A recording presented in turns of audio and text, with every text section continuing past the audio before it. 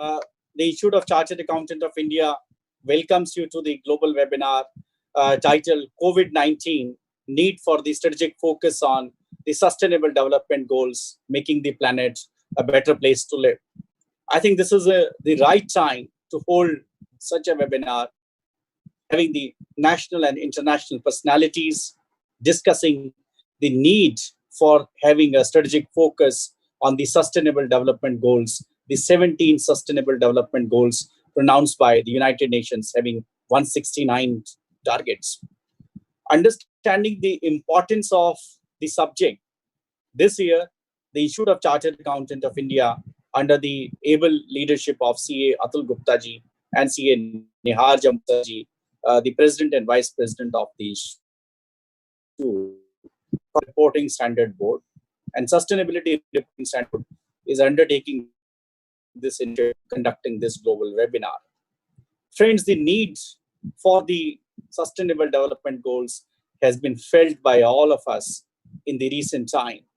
With the onset of COVID-19, we have seen how life is changing, how change is becoming the new normal, and we have seen what is happening to the whole planet. And friends, today only, the Indian government has released a latest study which says that if we go by the current rate, the temperature in India will rise by 4.4 degree. And if we have to just compare it with the facts that in last 118 years, Indian temperature has increased by 0.7 degree. And if we say in the next 82 years or next 80 years, it's likely to increase by 4.4 degree. Think of the havoc it can play. Today we see the earthquake, then the cyclones, COVID-19 all being there. And it is estimated that the Indian Ocean, the water level, will increase 1.5 times than the global rise in the water levels. There is global warming. If you see the pre-industrial level of the carbon emission, there were 300 gigatons, and now we are somewhere near to 400 plus gigatons. And the maximum the Earth can sustain is 450 gigatons. We need to make sure that there is space for all. This planet is not meant for humans alone. This is equally meant for the animals and the plants as well. So with this objective in mind, we thought of having this brainstorming session where we discuss the various themes around the Sustainable Development Goals. We discuss the impact of COVID-19 on the SDGs, corporates, and societies. And we also discuss the role of the accounting profession in achieving the Sustainable Development Goals. We have a very elite panel today, and we are fortunate to have amongst us Shri Suresh Prabhu ji, also the Honorable Member of Parliament and Prime Minister Sherpa to G20 and G7. We are also joined by Dr. Sumila Guliani from the World Bank, and Timothy J. Mohin, who is the Chief Executive of Global Reporting Initiative, Dr. Devi Shetty, the renowned cardiologist, Chairman and Executive Director, Narayana Health, Dr. Niranjan Hiranandani, who is the President of SHM, and we also have Shri Istiaq Amjad, who is the Vice President, Public Affairs, and the President, WAFI. Then we have Mr. Sethis Gold from IFAC, Mr. Andrew Ratcliffe from ICAI, and Rakesh Agarwal from Reliance Industries, apart from having the President, the Vice President, and the of the Institute of Chartered Accountant of India, and the Vice Chairman of the Sustainability Reporting Standard Board. With this introductory remarks, I would like to request our Honorable Vice President of the Institute, CA Nihar Jambusaria ji, for his opening address and for his words of wisdom on the occasion of this global webinar. Over to you, CA Nihar Jambusaria ji, the Honorable Vice President of ICAI.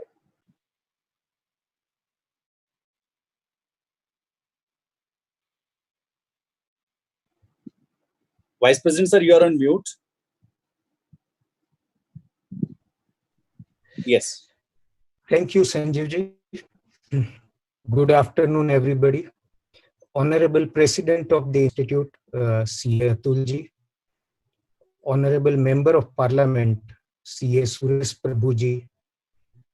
the chairman and vice chairman of Sustainability Reporting Standards Board, CS Sanjeev Singhal, CA Durgesh Kabra, all the learned panelists and viewers. It's a great pleasure today that we are discussing a topic which is so important and which was so much ignored in the past. Much before COVID-19 outbreak was known publicly, the Honorable President of the Institute thought it is necessary to have a board like this, Sustainability Reporting Standards Board, because going forward, this is going to take over our reporting system. The triple bottom line concept is known now among the corporates, and it means report in the bottom line, not only the profit, but also people and planet.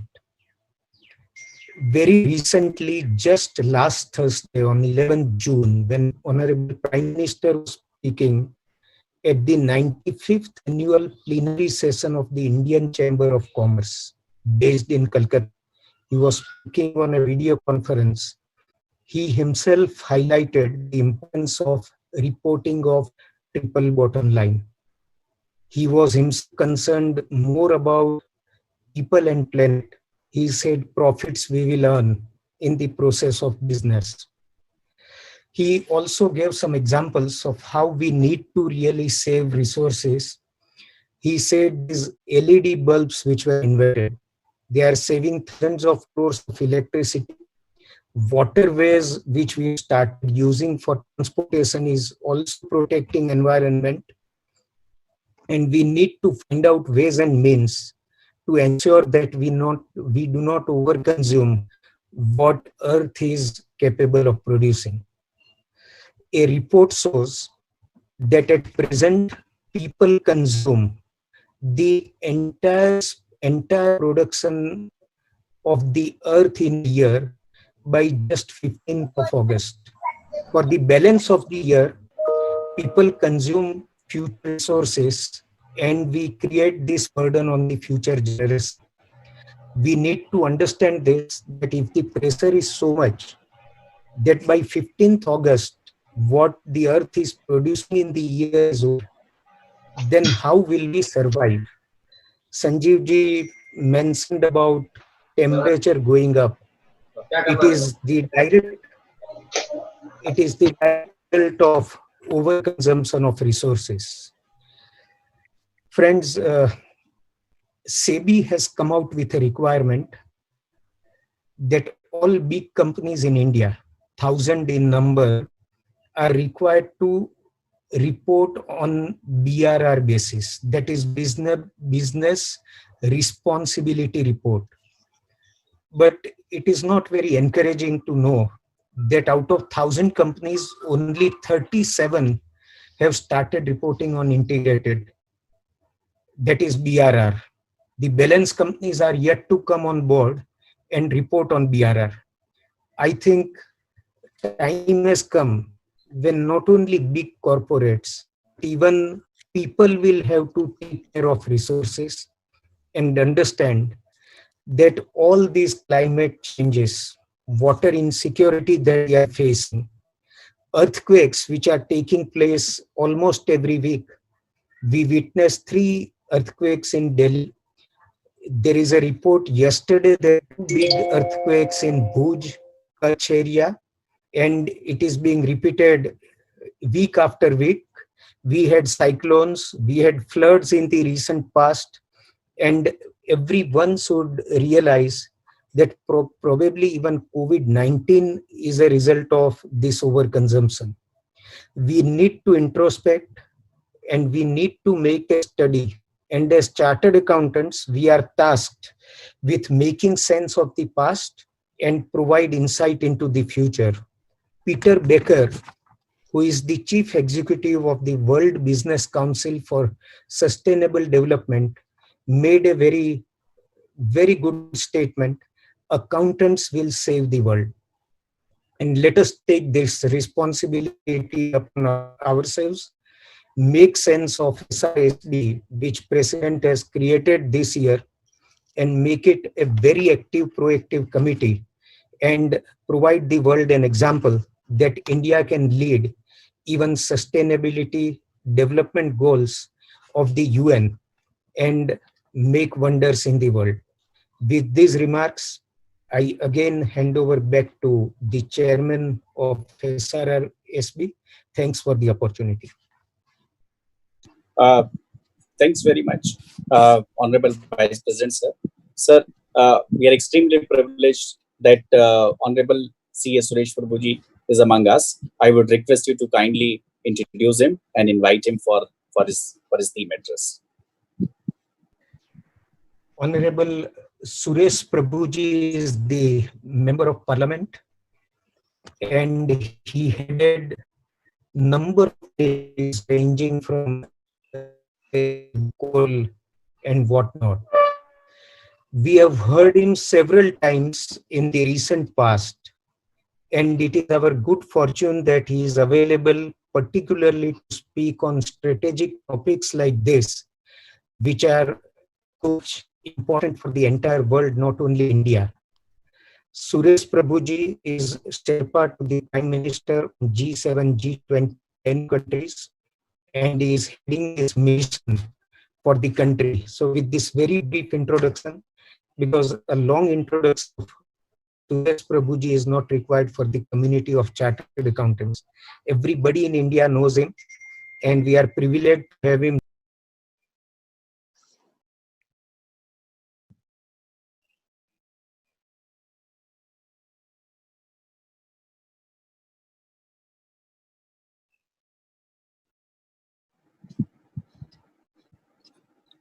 Sir, uh, I request Suresh Prabhuji, please address all the members and the viewers. Over to Suresh Prabhuji.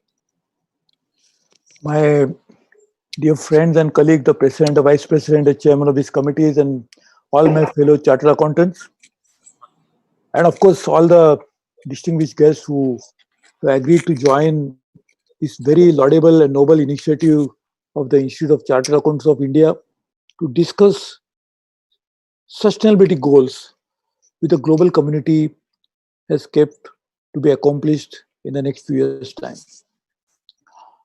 Of course, all these 17 goals are extremely important on a standalone basis as well as collectively.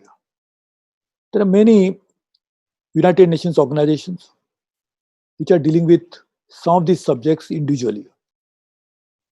Whereas the UN as a collective umbrella organization is also focused on implementing these ideas. So it's a very, no one can find any fault with any of the goals. And if we accomplish, the world will be a far better place than what it is today. The issue that comes up is the world community realizes that we are better off together. And if any of the countries fails to accomplish any of these goals, it will have an adverse impact on others. For example, one of the goals talks about removing inequality in society, which can cause social tensions, as we know. And today we are seeing even in the US, the kind of uprising that has taken place. We are seeing in Europe that if there is a war-like situation in the neighborhood, the people migrate into their territories, causing a lot of social problems in the domestic countries. So we realize that this is a global challenge. We also realize that issues related to environment, whether they are climate, water, or oceans, if some country takes initiative and do good things, all will benefit. But if one country decides to pollute everything, we'll have an adverse impact. For example, if there is a air which is polluted in my country, doesn't mean it pollutes only in my country. The air will flow from one place to another. So my neighboring countries and others will also get affected. So this is an important initiative that each country must do and global community must support it. The question is, what is the role of the global community into this? If everything has to be done by individual countries, they'll do it for their own good. But what is that we are going to do it collectively? Before we set up these sustainable goals, we had set for ourselves a more ambitious target of Millennium Development Goals. Did we achieve all of them? Did we do any concerted efforts on the part of the global community to do it? Some countries reduced their poverty, so the Millennium Development Goal was achieved in terms of half, making poverty half by the time we turned this millennium. But what is the role of the global community as a whole? Because as I was saying, any country doing good job will help the global community. So they must do that as good global citizen. Each country must do it nevertheless. But if one country fails to do it, it has adverse impact on the global system. So what is the role of the global community to achieve together these goals? Because each of these 17 goals, there is some initiative individually. There is a climate action under the United Nations Framework Convention on Climate Change. On urbanization, UN Habitat is trying to do something. There is no formal body, but UN Water is trying to deal with water issues. There is already a convention to deal with issues related to oceans. There is already the various UN ESCAP and other agencies are trying to work on social issues. There is a United Nations forum to deal with refugees. But there is something wrong which has gone, which does not effectively address these issues as a global platform. So while we must do all this, we must focus on implementing these issues through some global mechanism whereby the global community will be better off. Now, in this post-pandemic situation, each of the issues has become very important. Let's take issues related to environment. Whether it is related to climate change, whether it is related to oceans, whether it is related to water, overall, all these issues will have a very serious implications as we go along. So we must focus on them and try to make them as a priority number one. On social issues, whether it is dealing with inequality, whether it is dealing with gender issues, whether it is dealing with responsible consumption, responsible production. Economies of the world are going through a very difficult situation. I was reading the report of the UN UNCTAD today that global trade might contract by 20%. The International Monetary Fund is saying that global economies, we are hoping it will contract by maybe 7.6. Now we are thinking it might even contract even more. That's OECD was 7.6. But even IMF is saying they will have to revise their projection downwards more than what they had anticipated earlier. In this context, what is the impact of economy on social issues? Because on social issues, we want to reduce inequality, we want to reduce poverty, we want to reduce hunger. These are all social priorities out of the 17 goals. What is going to happen is more people are going to be pushed into poverty. More people are going to sleep hungry as a result of pandemic and as a result of economic downturn. So what are we going to do to now address these issues? When we set these sustainable goals, the situation is not as alarming as it has become today. So we might have to find more global resources to help poor countries, particularly countries in Africa, countries who are really suffering because some population is suffering, not having clean water, not access to clean environment, and they are going to suffer. So how are you going to deal with that? We are also going to deal with infrastructure issues. How are you going to now construct infrastructure over a period of time? So all this put together brings us to, and I divided this issue to 5 different baskets. For me, social issues, economic issues, issues related to environment, issues related to economy, and also, in my opinion, human development, which is to deal with education, healthcare. All the issues will become extremely important in the years to come. So that brings me to the 2 of the very important 17 sustainable goals. One, partnership. How are you going to bring this partnership into play? How are the world community is going to join hands with those countries who need this help more badly? How are you going to do that? Otherwise, partnership will remain a mirage. It will remain a goal which will never be achieved. So we must develop those good sense of partnership. How are we going to develop partnership between private sector and the communities? How are we going to develop partnership between multilateral institutions and local governments? These are the important issues which will help us to address the important challenges of meeting these sustainable development goals. Other issue, and that is very, very important part of sustainable goal, and which I really feel is the most important one, is to bring peace into the world, justice to the communities. Now, how are you going to create a just world when we are seeing that there are a large number of people in the world who earn less than $2 a day? There's a large population in the world, in fact, earns even less, less than $1 a day.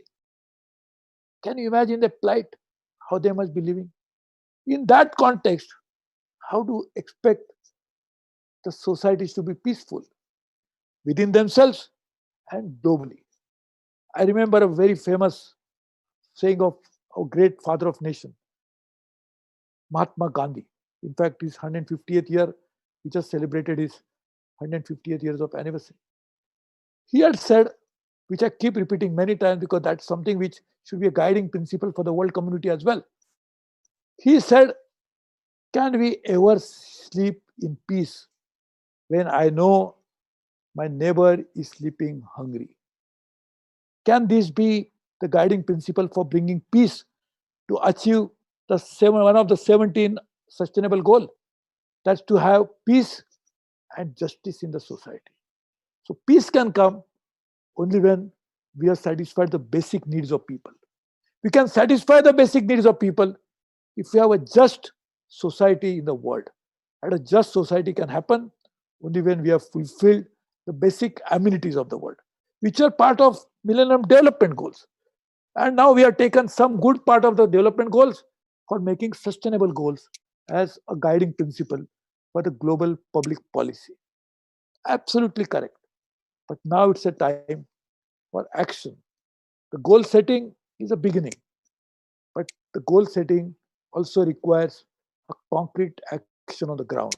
And that action must come from national governments, local governments for sure.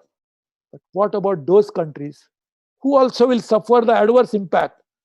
Though they may be thinking that we are rich countries, we are OECD countries, our per capita income is so high, our consumption is so much bigger than what other countries have.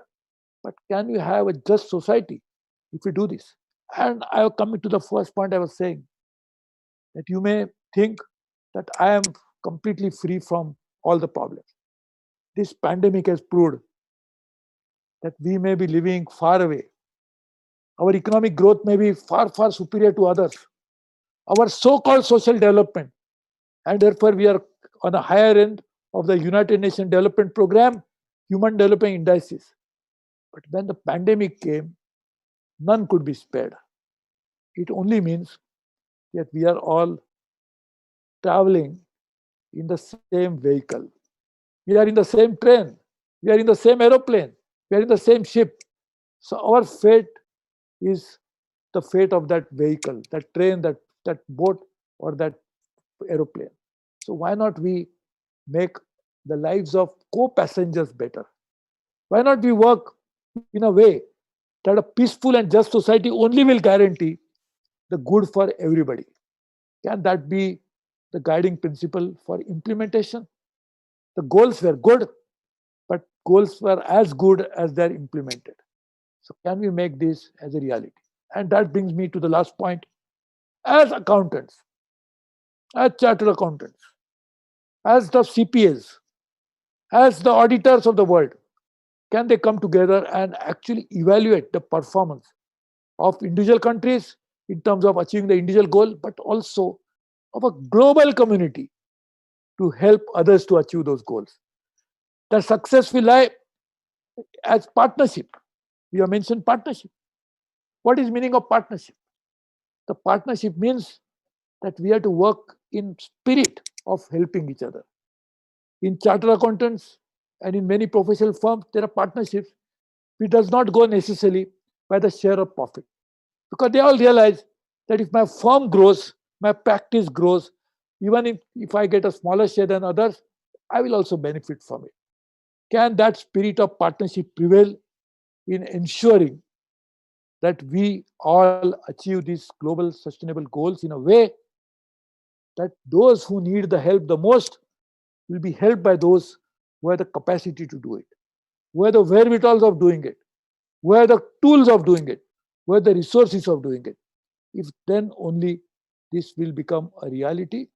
Otherwise, the global community must be lauded for setting higher goals, but must be all of us must do introspection why global community has failed in achieving such laudable objectives in the past. I don't want the similar fate for these sustainable goals. Therefore, I request all my friends to have a system whereby this can become reality. This is possible through some transferable rights. Can those countries which help the other country get some credits for it?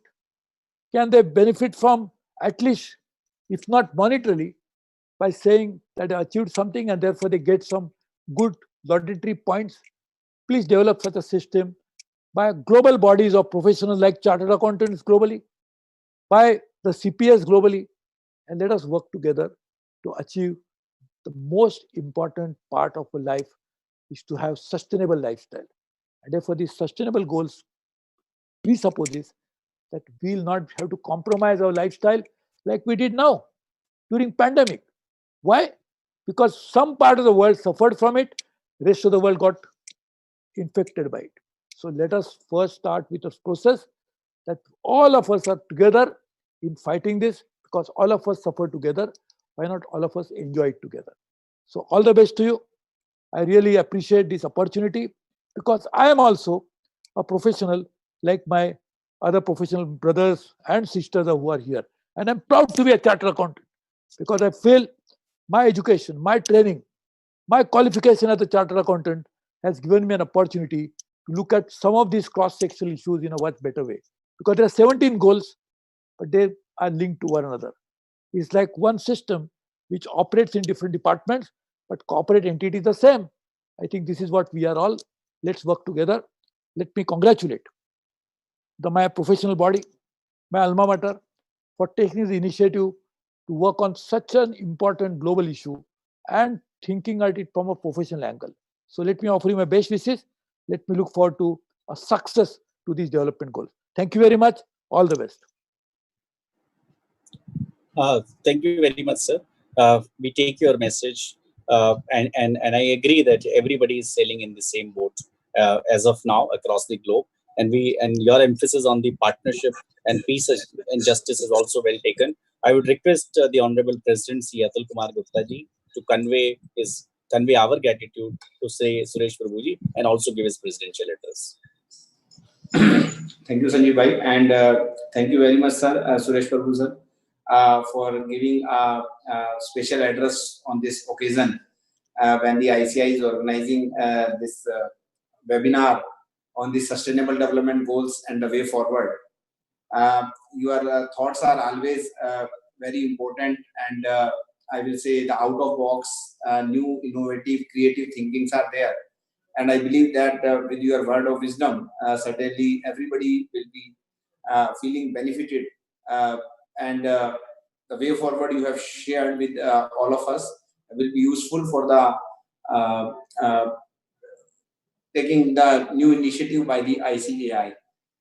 Friends, as far as the Sustainable Development Goals are concerned, as rightly pointed out by our two colleagues, the Honorable Vice President and Sanjeev Bhai, in their opening remarks, I just wish to share with you that the board which we have established this year with a special vision and mission that how we have to this sustainable reporting standard board should be there, and the importance of the sustainable goals are well known to each of you, and I believe that with the address by the other colleagues that I will also be further strengthened that there is an urgent need to see and to check the various aspects and how we can contribute in the sustainable development goals and the action plans There are 169 action points wherein we have to work to see that we are leaving the earth for the next generation as we received from our forefathers, so that it will be a livable earth for everybody. Now, friends, when we are talking about the Sustainable Development Goals, we will be talking a lot about that there should be this, that there should be that. But somewhere we need to focus, we need to come to the point that what is exactly we have to do.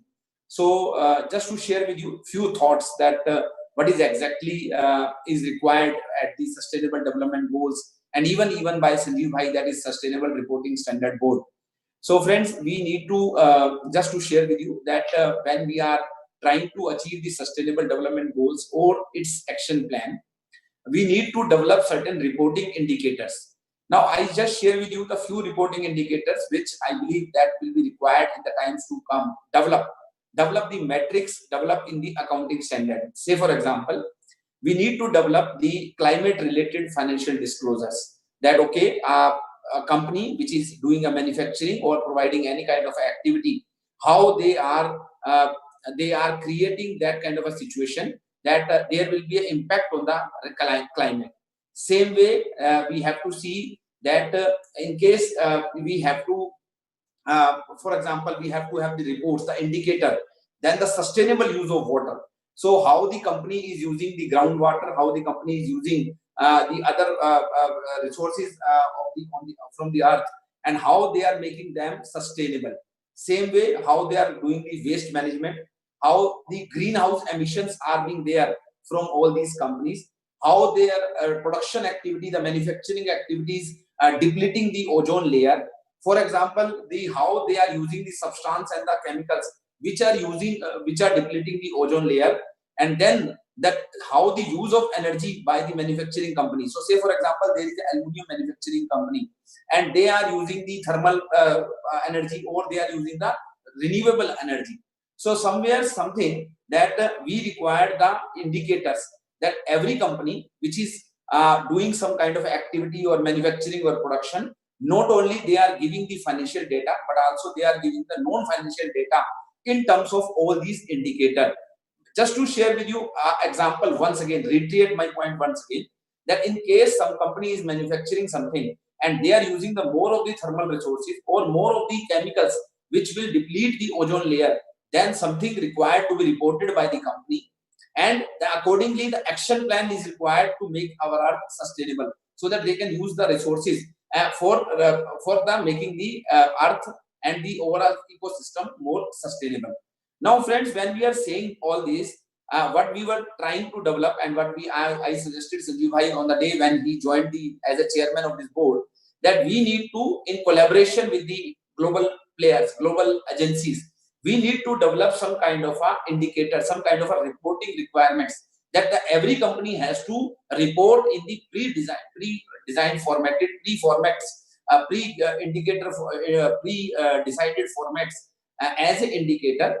The only point which we need to develop, that there should not be the lack of comparability. So we need to develop the metrics, we need to develop the indicators, we need to develop the formats in such a way that the reports which are coming from the company A or company B, or even at the international level, at the global level, the reporting developed by the Indian counterpart vis-a-vis the international counterpart should be made comparable. And that's why I used to say that not only the accounting standard, that is the IFRS or the auditing standards,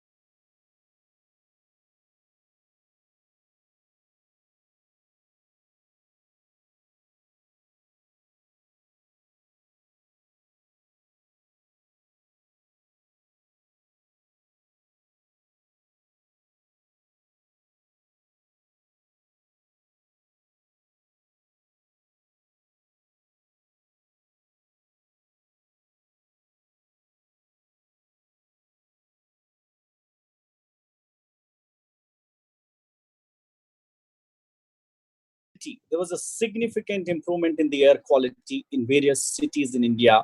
It's down from 800, 800 to approximately 40 or 50. If we see in Italy, there was this empty canal in Venice. Earth's ozone layer is healing. We could see the goats in Wales, UK, and we could see the lions taking a nap on road in South Africa. Now, these pictures were unimaginable before COVID-19 has struck the world. But these pictures also has a message. Heavy overutilization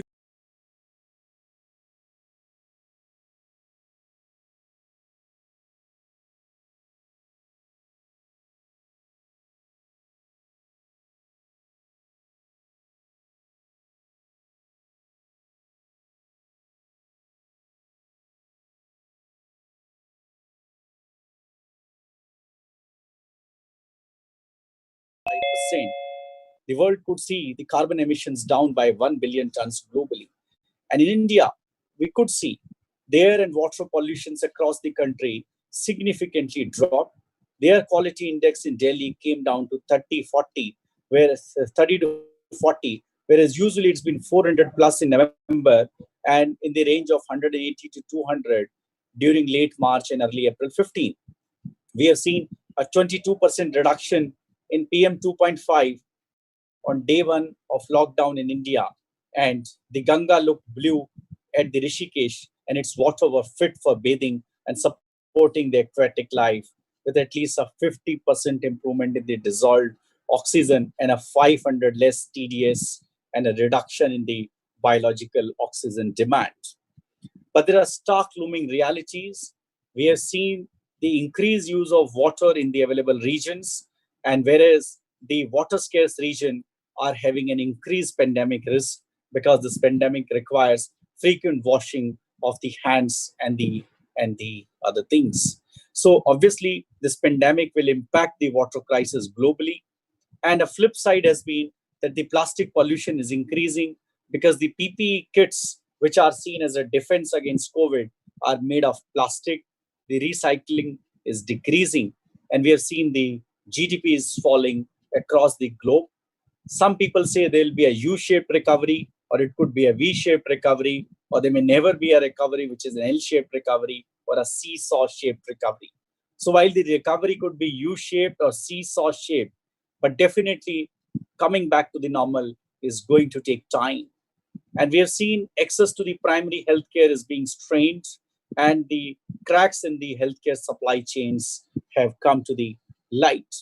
So, hence, the sustainable development goals have become more important than ever. And at least some of the goals that we are going to talk about, like no poverty or good health and well being, clean water and sanitation, sustainable cities and communities, responsible consumption and production. And we could see many WhatsApp saying, while you can buy the resources because you have the money, but resources belong to the society. So consume them carefully during COVID, particularly. Climate action, we are seeing the floods and the earthquakes and the cyclones, and the life on land is becoming so difficult. And that's and where honorable member of parliament C.S. Suresh Prabhu mentioned partnerships for the goals. So some of the goals look so simple, but it never struck us that these could be so important for our day-to-day life. And we are going to talk about some of these sustainable development goals today. And SDGs will become the base for new normal, because this pandemic is going to put a spotlight on the development changes. But my fear is that when the world returns to the normal, probably these may again take a backseat because recovery will become of prime importance. So we have to make sure what choices do we exercise, and our future will depend on what choices this world exercise, and whether they are compatible with the environmental issues, climate change, and biodiversity or not. Sustainability is going to be the new normal. There has to be a focus on environment, on the communities, and on the business partnerships through the sustainability lens. Our vendors, our customers, we'll have to judge them through the sustainability lens. our supply chain has to be sustainable, and the environment and health issues have to be of prime importance.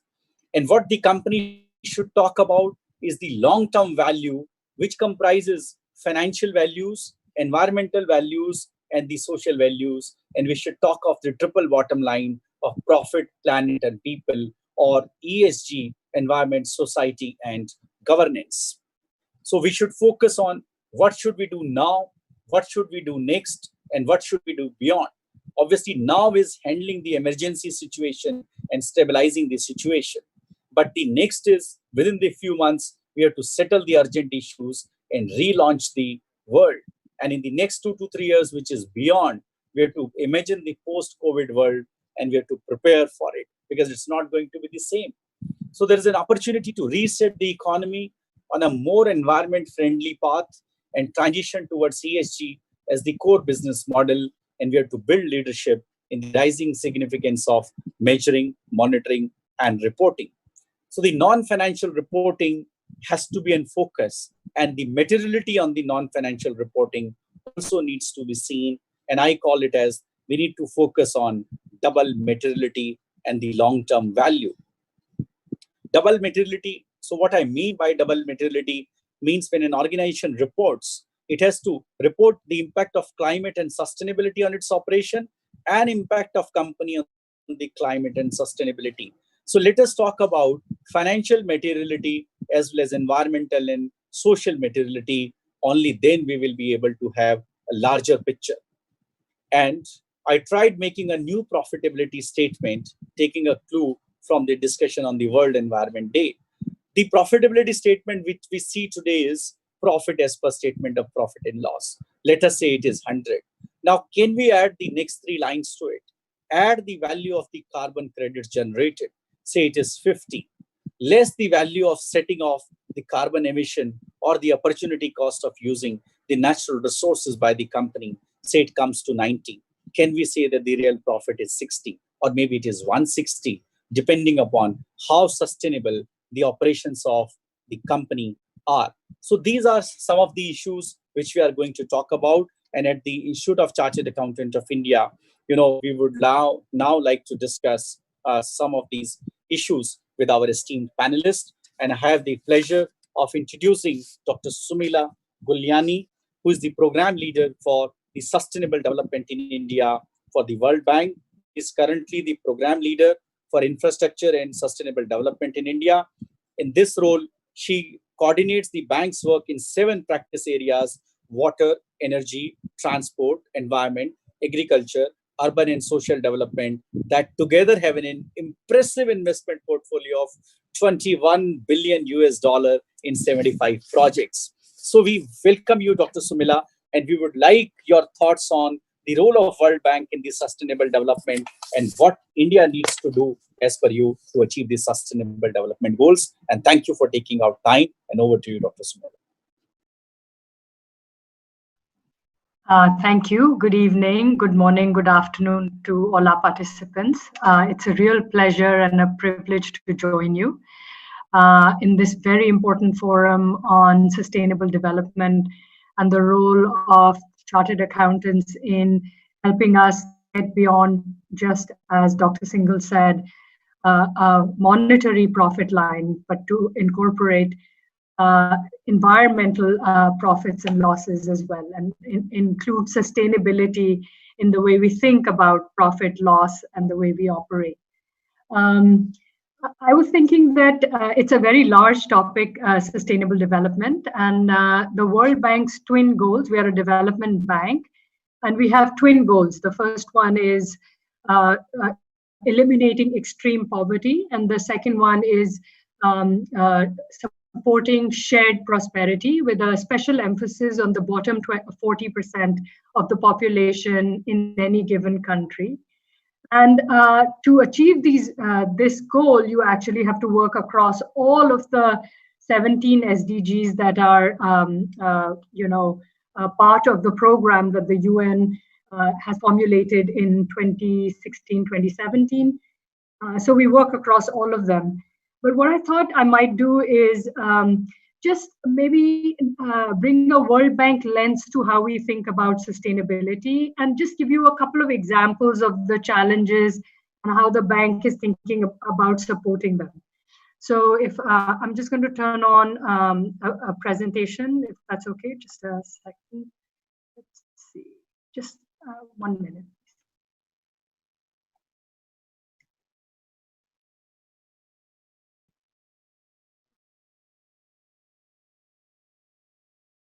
Okay, let me see if I can share my screen.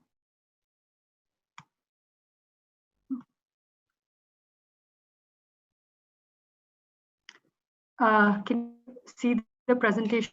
Yes, we can see. Yes, we can. Okay, great. So this that you see on your screen is actually an image from Brazil, and it's showing you the stark inequality that lives side by side. But these kinds of images are not uncommon in India either. What we found in this COVID-19 crisis is that it started as an urban crisis in India, and it's moving outwards from the urban to the rest of the country. And what has happened in this COVID crisis is that it has clearly revealed the fault lines in the development trajectory that we in India have adopted and have been following thus far. And the two key pieces of that are equality or the lack thereof, and sustainability or the lack thereof. And Dr. Singhal's presentation started to shed light on some of these challenges very nicely. So I'm just going to bring a slightly different angle to it.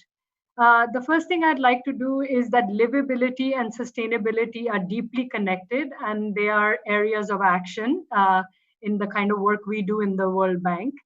So here are some 5 challenges that we've seen that most of which were very evident before, but have become much more evident with the crisis. The migrant crisis that we've seen, the housing and slum situation, the lack of infrastructure and services that are good, reliable, and cover everybody, urban mobility, how people move around in cities and across the nation, and finally, the environment. The argument is that the current approaches that we have are, for the most part, hurting equity, sustainability, and livability in our cities and overall in the country. Just a few quick images. These are the migrants just outside of Delhi at the Ghaziabad bus station at a time when we are supposed to be following social distancing. These are the slums where hundreds, tens of millions of Indians live in slums. And we've seen, for example, in Mumbai, the rapid spread of COVID-19 in Dharavi, again, because of high density, inability to isolate, given that so many people share a single room, and the lack of services such as piped water and sanitation. Here is an image. This is before COVID. This is the situation for a large chunk of urban residents in India, where they have to rely on tanker water, even in affluent cities in India, for example, like Chennai and Mumbai. This is the situation of urban transportation in the country. We are gridlocked. We haven't delivered adequate and safe public transportation for people to travel. And as we all know, our air is highly polluted, and that's India Gate, and we are choking. And new research is showing that air pollution and PM 2.5 particles actually allow for diseases like COVID to travel more easily. So we've created for ourselves a double whammy. So you can die of respiratory failure without COVID, and then if COVID arrives, you can die faster thanks to the kind of environment we have now. It's not only our air that's polluted, as Dr. Singhal was saying, our water is also polluted. So this is Haridwar, and that's the Ganga. You can look at the color of the water and the pollution at the back. And this is what it looked like during the lockdown. As Dr. Singhal was saying, the water is crystal clear. And our impact on the water and the air is evident. We are missing from this photograph. And because we are missing, the rest of the environment is doing just fine. So there is a need to find a better balance between the two. Part of what I was asked to do was share what it is that the World Bank is doing. So we are working on all of those areas that I listed ahead. So right after COVID, we are moving forward with something like $2.75 billion in assistance to the government across 3 programs. The first was about $1 billion in a health program for India to ramp up its testing, its facilities, PPE access, ventilators, and things like that. That was $1 billion program that is already under implementation. It was prepared in 10 days. The next program we launched was a social protection and safety nets program. And the idea was that India already has 480 social protection programs, but they are fragmented and they have some holes. So one of the holes was coverage for people like migrants. The fact that a lot of our social protection programs were rural facing and didn't have adequate coverage in rural areas, so a pivot to rural areas. Support to the government on things like one nation, one card, or one ration card, so that you can have your benefits that are and make them portable, so it doesn't matter where you are, you can have access to those benefits. The third program that is about to get approved and was just negotiated with Government of India is support for medium and small enterprises. It's like liquidity support, given the crisis that they are going through, the liquidity crisis that they are going through in this COVID-19 situation. And the next one, which is in very early stages of discussion, we are suggesting is an infrastructure services support program. Although India managed to keep the lights on and the water flowing, the point is that the revenues have fallen dramatically for public transport, for electric utilities, for water utilities. And if not now, then in a little bit from now, it'll start showing up in poorer service delivery, maybe fewer hours of service, maybe more breakdowns in service and things like that. And the question is, can we partner with government to try and put our services on a more sustainable path? What I'm going to do in this last section with just a few slides is give you an example of the kind of work the World Bank was doing before and is trying to ramp up in this post-COVID scenario to support sustainable development. One of the key things that the World Bank argues for is don't fix the pipes, fix the institutions that fix the pipes. So if you build strong and bankable institutions, strong city governments, strong water utilities, strong energy distribution companies, you will get better services and more sustainable services. So in that light, I won't go into this, but this, I was saying, we are considering an infrastructure support program. And if we do, one of our requests to government would be to focus not just on infrastructure investment, which we do often and we do well, and it is required for economic recovery, but also focus on services and outcomes, whether the infrastructure investments are actually delivering good services. You will need a stabilization phase, which is right now, to continue and safely restore services in public transport, in energy, in water, and adopt plans for a recovery mode. In doing this, the Government of India is sanctioning many stimulus packages. For example, a 90,000 crore, which is $12 billion package for energy sector stabilization and reforms. And what we would suggest, and the Government of India is also planning to do, is to use the stimulus money to also incentivize reforms. I won't get into too many of these, but there are 4 key pieces in any reform that we think should be adopted. First is that you need to strengthen your institutions. The second is that you need to enhance your operational efficiency and quality of services. The third, which is directly linked to what the chartered accountants work on every day, is financial sustainability and accountability. And the final is digitalization of services to make them more resilient in crises such as this pandemic. I'll give you a very quick example. A few years ago, there was a water crisis in Shimla. In 2018, there was a huge shortage, and all of this is a tourist town in India, and tourism and hotels had to shut down because there was no water. Previously, in 2015, there was a hepatitis or jaundice outbreak, and that is devastating for a tourist town. So they came to the World Bank and said, we have a water crisis. Would you please help us get new water sources? And the World Bank said, yes, we would be very happy to help you. But instead of helping you invest in the infrastructure for a new water source, let us work with you to create a more corporatized and more professional water utility for Shimla. And if you do, and once you do that, you will be able to solve these problems that you face every day. So we partnered with the government of Himachal Pradesh to create a corporatized utility that was 50% owned by the city of Himachal and 50% by the state of Himachal Pradesh. They've been able to fix a lot of the leaking pipes, save a lot of energy by going for energy audits and improving operational efficiency. And since last year, there has been no water shortage. This model has worked so well that they're now trying to expand it to 13 other tourist towns in Himachal Pradesh. I won't go through the slide because it's too detailed.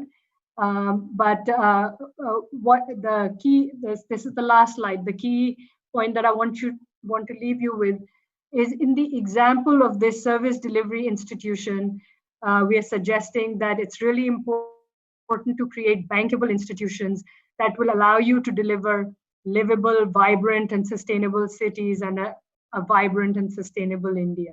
And those are some of the ways in which we are partnering with national and state governments in India on sustainable development. Thank you very much. Thank you so much, Dr. Sumila. And I mean, this was really thought-provoking. That how do we create the bankable institutions? I would like to ask you one supplementary aspect that, apart from this financial sustainability, of course, chartered accountants are extremely good with numbers. But where do you see the role of the chartered accountants in monitoring of the effectiveness of the World Bank programs in India and maybe overseas? What do you think? What is the role that the chartered accountants can play? Okay, so that's an excellent question. Thank you, Dr. Singhal. I think let's start first with a little bit of what you do already.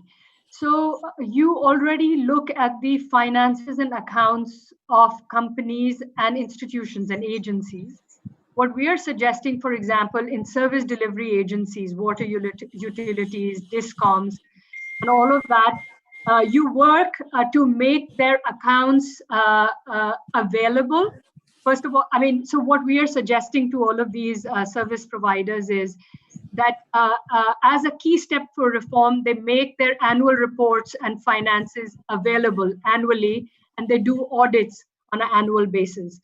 I don't think you'd be surprised to know that the vast majority of our service delivery agencies do not produce a consolidated account, which is really shocking. So this 101 of company and corporate law needs to extend to our service delivery agencies, even if they're public providers. The same thing needs to happen to our city governments and city finances. And the chartered accountants can help us do that. A second thing that you can help, because you look at both costs and profits, is how some kinds of operational inefficiencies end up costing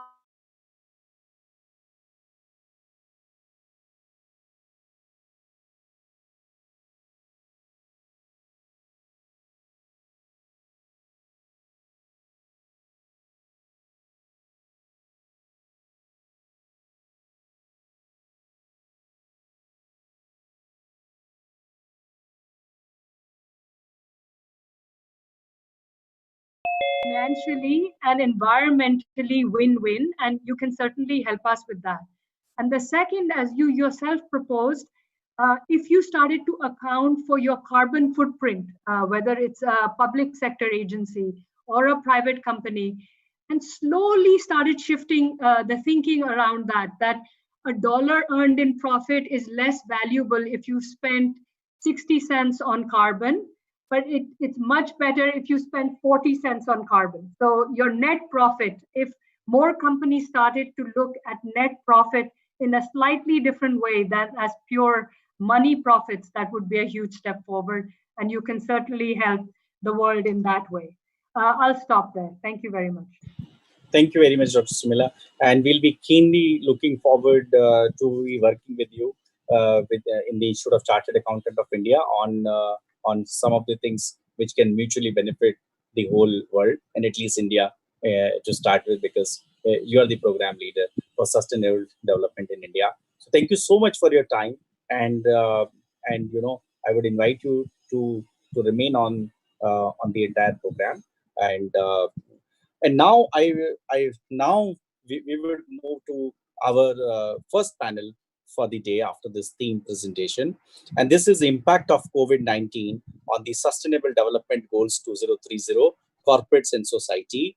And I'm joined by my extreme council colleague, C.A. Durgesh Kabra, who is the vice chairman of this committee. And this panel has four illustrious panelists: Mr. Timothy J. Mohin, who is the chief executive of the GRI; Dr. Devi Shetty, a renowned cardiologist; chairman and executive director, Narayana Health; Dr. Niranjan Hiranandani, president SOCHM, co-founder and managing director, Hiranandani Group of Companies; and Shri Ishtiaq Amzad, who is the vice president, public affairs, communication, and sustainability, and Coca-Cola India and Southwest president of PAFI.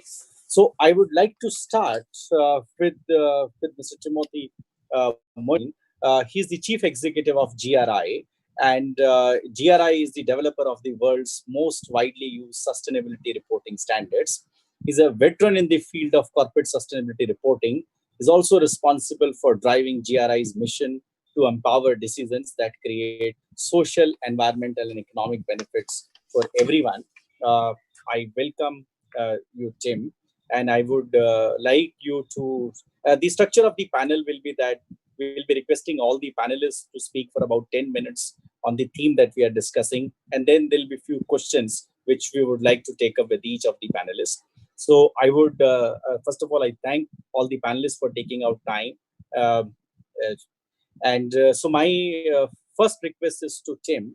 And Tim, if you can deliberate on how the companies, their investors, and other stakeholders can work together for integrating the financial matrices along with non-financial matrices. And is there a plan to integrate financial information and non-financial information in one single statement?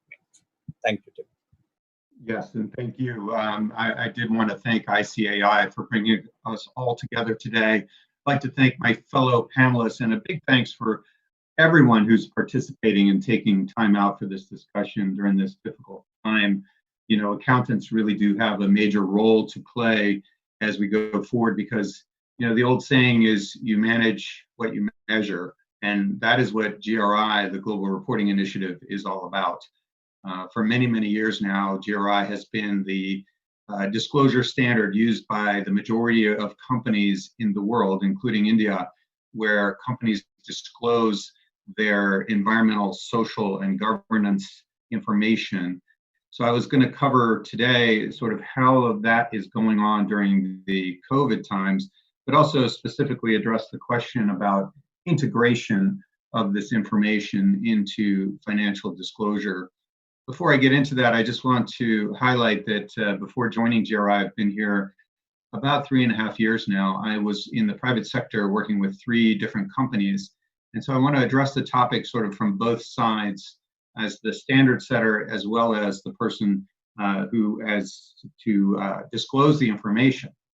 But first, I also want to recognize the immense suffering, both the health and economic standpoint. This is a truly unprecedented event for all of us, and none of us know the final outcome.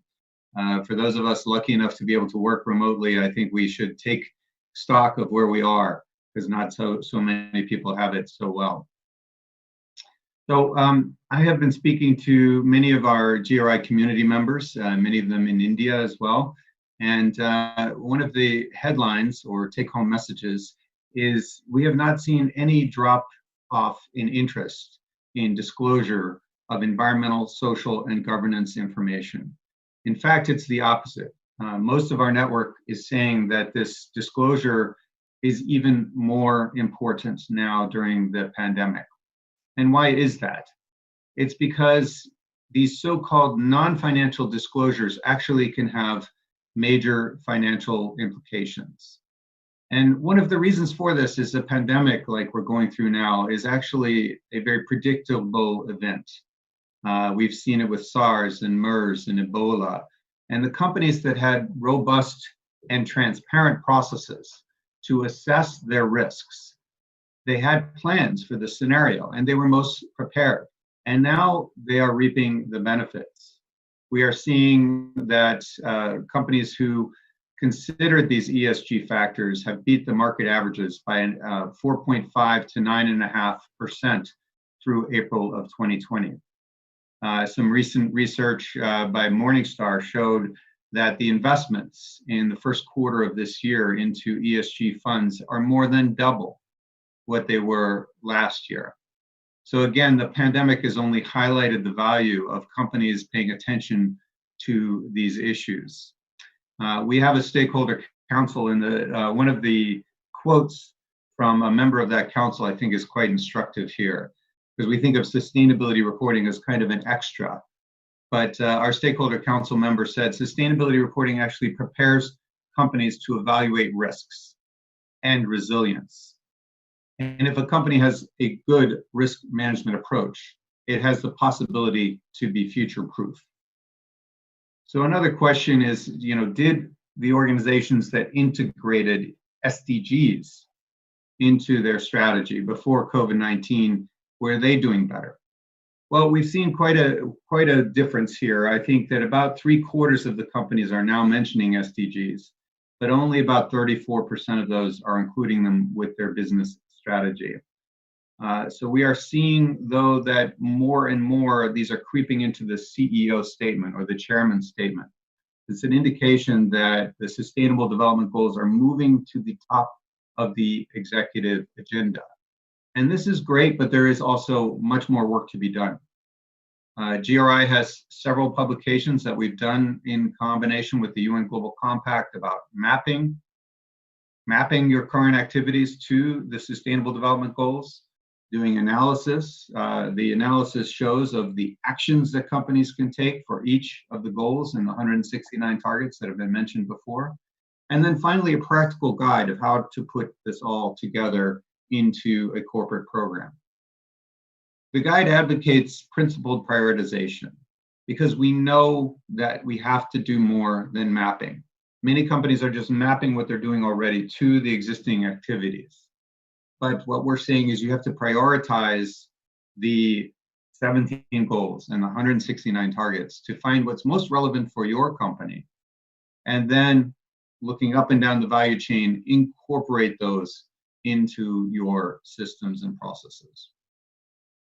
And so GRI has joined with NL, a global power company, to help strengthen the role of reporting to enhance sustainable business practices and stimulate collaboration.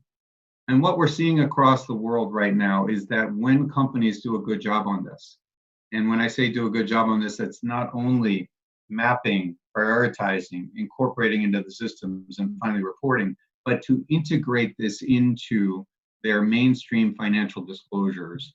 Those are the companies that are coming out on top. And that's where I think accountants can really help us. Because if you're looking at these issues, they're so-called non-financial issues.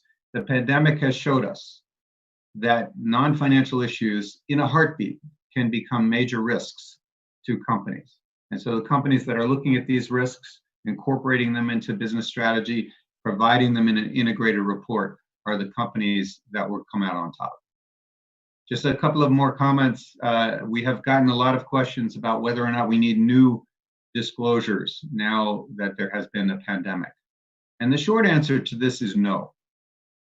If you look at worker health and safety, paid leave, supply chain management, business continuity, all of these are covered already in the GRI standards. What it is it's really showing that there needs to be a change in the materiality assessment, that some issues are really coming up and they need to be included and potentially included in that mainstream integrated report that I discussed just a minute ago.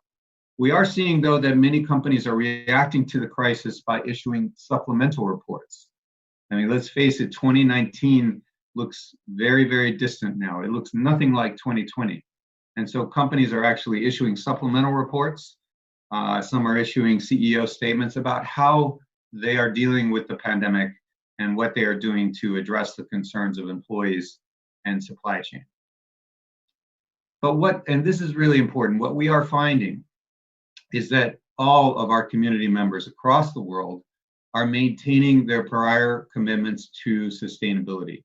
None of them have said this is no longer an issue for us. Again, if anything, they've doubled down that this is of more interest.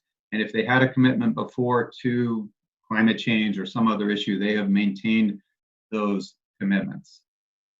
There are a few interesting changes. A lot of companies now are asking about the quote unquote human capital disclosures. I think there's a very unfortunate way to describe people as human capital, but these are the disclosures that deal with employee health and safety and the other things about employee benefits that I mentioned before.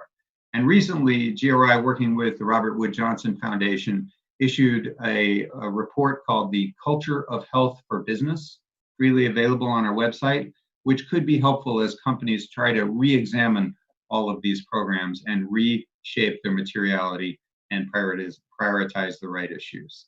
And the last thing I'll say, and this I think was very interesting, as we begin to recover from this pandemic, there are actually increased calls for transparency from governments that are tied to pandemic relief. One of my favorite examples is from the country of Denmark, where they have made reporting tied to tax transparency.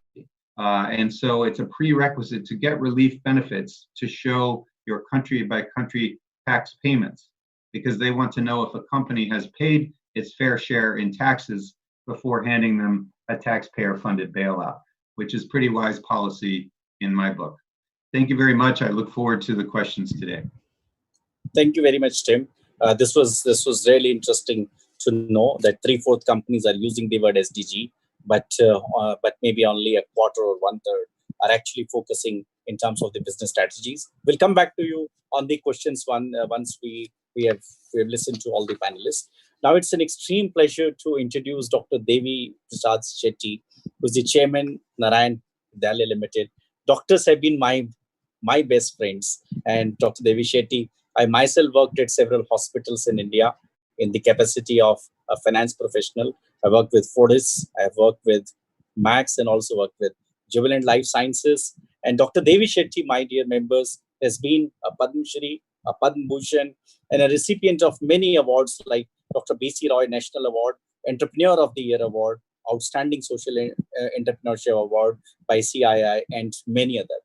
And during the pandemic, I think they are acting as the corona warriors of the country, and not only the country, the corona warriors for the entire nation. So my salute to all the doctors and the health staff. And Dr. Devi Shetty, thanks so much for taking out time in such medical emergencies.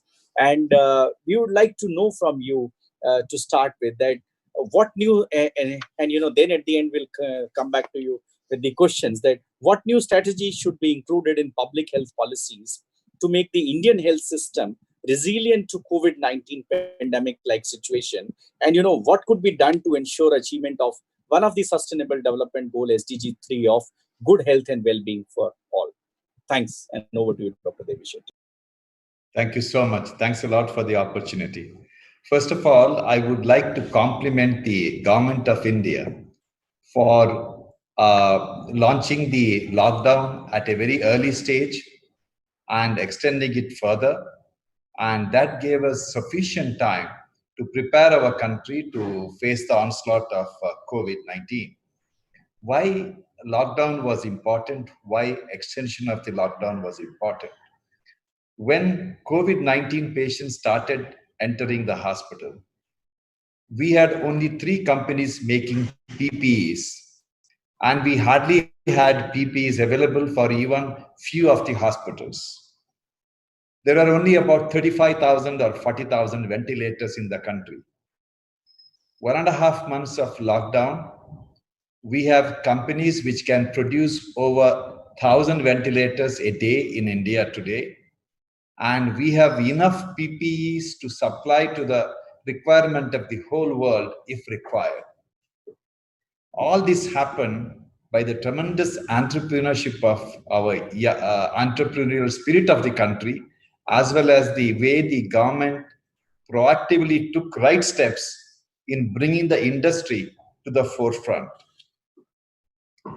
Now, we are reading every day, as expected, the number of COVID patients is going to increase and there will be exponential growth. And experts are predicting that maybe by November, we'll be able to see the peak of COVID in India. Now, in that kind of a scenario, when there are patients spread across the country, what should be the strategy of the government to handle this crisis? One more lockdown is not an option because we have exhausted the capability of the lockdown to contain. Now our strategy should be saving lives. We expect every citizen of India to practice all the social distancing, personal hygiene, and every possible means to protect their own life. God forbid if they develop COVID, we should be having infrastructure to protect their life. For that, we need to take some radical steps. First of all, we should all congratulate the doctors working in the government hospitals for taking the entire load of managing COVID patients in the first half of the battle. They did a wonderful job, but today they are tired, exhausted, and burnt out. When you read in the newspaper that there are no beds available in the ICUs, it is really not the lack of beds. There are no doctors, there are no nurses to take care of them. And this we anticipated in the beginning. COVID war cannot be won by doctors of my age. This can only be won by young doctors who have the skill to manage a patient in the critical care unit. Now, our strategy should be strengthening 730 district hospitals we have with over 150 beds to 500, 800 beds with the specialists. Now, which are the specialists who can help COVID battle?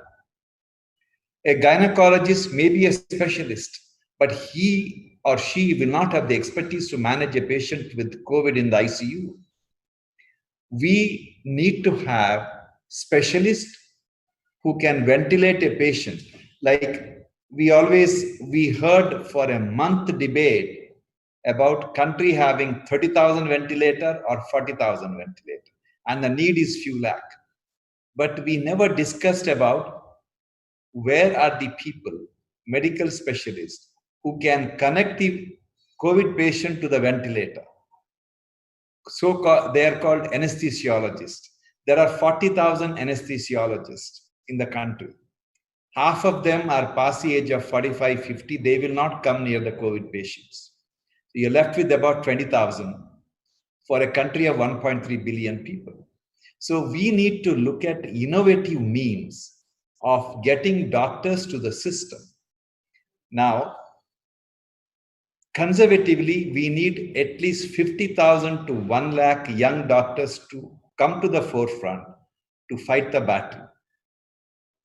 We are the only country in the world which is privileged to have that many reserve capacity. But then these doctors are not working for the government. They're working across the country, and a good number of them, their skill is not recognized. They have the skill, they have the expertise, but their skill and expertise is given by various associations with a title called fellowship after having worked in the ICU for 2 years or 3 years. Like there are about 2,000 medical specialists who have got fellowship in critical care medicine, but their degree is not recognized by medical council. If the government makes an offer that we will give you a diploma degree, but you work in a government hospital for 1 year, these 2,000 doctors will join. Similarly, we have another 2,000 doctors with their specialist training under the Association of Emergency Medicine. And these doctors, if they are offered the diploma degree or their degree is recognized by medical council, they will all be willing to come and work in the government hospital for at least 1 year. No doctor will come and fight this battle for the money we give. They will come. If you notice, it is a pity, if you read the first few doctors who died in England in their fight against COVID, who are those doctors? Majority of them are Indians. Why they went there to fight the COVID battle? Because of the lure of the degree. Because young doctors who have the skill, unless they have the legitimate government recognized degree, they cannot practice the skill. They will do anything to get that.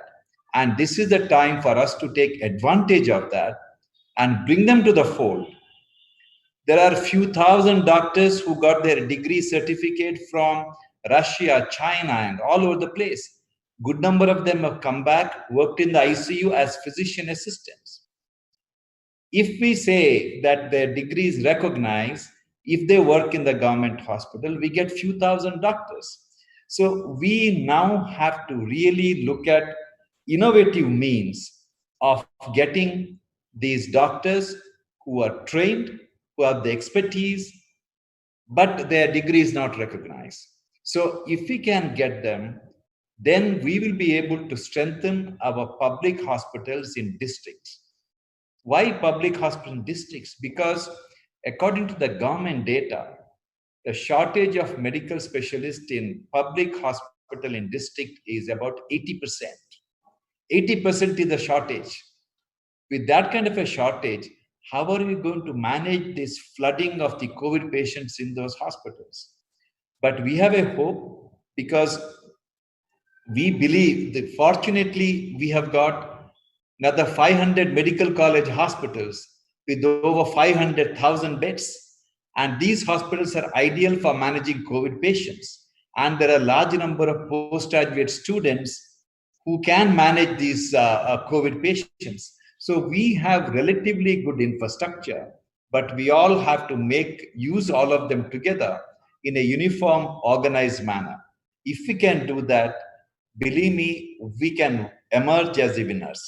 COVID battle is not forever. It may last for 6 months or 1 year. Let's assume it will last for 1 year. This is the time where we have to bring the private sector, public sector, and every possible sector together to fight this battle. Once again, I want to end my talk with my greatest respect to all the doctors who have worked very, very hard to save the lives of these COVID patients, and all the governments which have done a tremendous job in containing the infection. Now the battle is left to the people and the society as a whole. Thank you very much. Thank you so much, Dr. Devesh Shetty. In fact, I'm flooded with questions, so I would certainly like to ask you some question after the other two co-panelists have spoken, and I would like to now request C. Durgesh Kabraji to kindly introduce the two panelists and their team. Thank you, Chairman Sanjeevji. It's privileged to introduce the other two panelists, and I start with Dr. Niranjan Hiranandani ji, Dr. C.A. Niranjan Hiranandani ji. Friends, he is known as Builder Extraordinary and is the man of responsible for changing the skyline of Mumbai with the delivery of landmark projects known as Hiranandani Garden. Powai. The Hiranandani ji has pioneered the concept of developing mixed use of integrated township model with vibrant community living in its region of existence, Currently, he is spearhead as the national president for National Real Estate Development Council, known as NARDECO, and is also appointed as the president of ASOCHAM, Associated Chamber of Commerce and Industry. Sir, we welcome you to this panel and global webinar. Sir, what exactly we expect to guide all of us today is what is the impact of COVID-19 on environment and society, how India INC has come together in this global crisis period, what can be done to achieve SDG 11, that is Sustainable Development Goal 11 on sustainable cities and community. Sir, the time is for you. Please guide all of us. Good afternoon. It's a pleasure and privilege to be with you today. Thank you very much, Mr. Sanjeev Singhal. Thank you, Mr. Dugesh Karba. It's been a privilege just now to hear Dr. Shetty and Tim Mohan before that. Dr. Shetty, I believe he's dropped off, but otherwise, we will certainly take up the issues which he has mentioned with the Government of India in the next couple of days on the interaction which ASOCHAM as a body does have with the government on a continuing basis. So we'd love to take up the issues mentioned by him in the issues. On the Sustainable Development Goals, I think COVID-19 has been a disaster. And also, it has been an opportunity. And let's look at the disaster and look at the opportunity. The first disaster is the loss of jobs. And the loss of jobs have been humongous. I'm not here to debate on the figures and the numbers that we have talked about. But basically, one of the things which has saved us is the fact that we have got surpluses of food available in our godowns. And that's a very big positive answer to the issue of hunger in this country. And I'm very glad that the Prime Minister and the Finance Minister has declared about giving food to all and distribution of food to the poorest of poor. So I think this opportunity of the surpluses of food has become an opportunity to be able to save the issue of hunger, which is actually the prime sustainable goal by the United Nations in terms of it. And I think this is something which, right from the fact that we have created the Food Corporation of India, the purchase of goods and foods, grains purchase, which has been taken by the government and savings that has taken place and needs to be enhanced and continued. Fortunately, the surpluses of food, which has happened in the last couple of weeks, has in the last crop has actually enhanced that situation. So at least India will not see hunger, as the distribution system is the only issue that we need to answer. So I think that's an important factor. The second important factor which has taken place because of COVID-19 is the loss of jobs to the migrant workers. And this is something which I think is a shame to India, because we had trains available in the yards, we had buses available in the depots, but people had to walk 1,000 kilometers to go back to their homes. And I think this inconsistency which has happened is something that we will always be shameful about in our country. I think now that is being sought to be rectified, and the situation has taken a scene wherein we are putting the migrant workers back on the trains and we are able to reach them to their position. I think somewhere down the line, the COVID situation was not understood properly in terms of the migrant labor and the needs of those migrant laborers who were down with fear and had to go back. I think this situation is now corrected, but I think for posterity, this needs to be flagged off, because if you want to have these people come back again, they must be ensured that such a situation, if any time happens, they will be taken care of and this, such a repetition will not take place. So this is a very important learning, both for the political, bureaucratic, business, and other people in the situation that really needs to take care of that. The third part of it is the health side, which Dr. Shetty has very correctly stated. And I think reinforcement to increase health facilities as a percentage of total expenditure done by budget in the budget and in India needs to be done. The short-term corrections have been mentioned by Dr. Shetty. I think we need to take him up very seriously as to how to do the situation. But in the long run, we do need to see that health facilities, both in urban areas and these areas, need to be taken up. We need to take care of health of our people, and especially to take care of situations like the COVID-19 situation has taken place, unprecedented. But really, I think overall health facilities do need, both in the urban areas and as mentioned by Dr. Shetty, in the rural areas. The fourth part of it is education. We've all talked about education in the rural areas, in the urban areas, those which are for the poor, those which are for the middle class, and those which are elitist education centers. All of these have been disrupted. And all the things we have now experimented.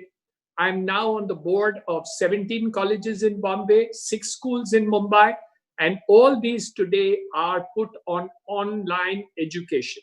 So every one of the 45,000 students in colleges will receive at the beginning of this semester online education, irrespective of the lockdown time. And our schools, right from standard 1 to standard 10, will get online education. But what it has taught us is much more important. What it has taught us is that you can use the new medium of teaching and learning, and there are lots of enabling platforms which have been created, which can actually reach the poor, the underprivileged, the rural areas. Of course, networks are still down, and certain areas in rural areas, we need to put up the networks, but we do believe that with Geo expanding right into 4G and then into 5G, maybe by another 12 to 24 months, we will be in a different situation where every person in India, whether in schools, primary schools, secondary schools, higher education can take place through online and through offline education. And India can come back, as Nalanda was once an education center of India in the good old years, much before anybody else had higher education anywhere in the world. I think India could come back.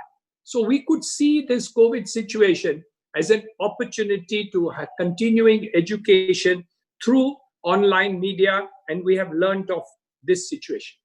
The next point I want to take up is about the housing situation. Unfortunately, it's my own subject. Something which we have not been able to achieve in the 70 years since independence. Yes, the program for housing for all and affordable housing for all has been taken up by the Prime Minister, and there are islands of successes which we are seeing in the next couple of years. However, look at what we have. We have the worst slum or the biggest slum in India, Dharavi.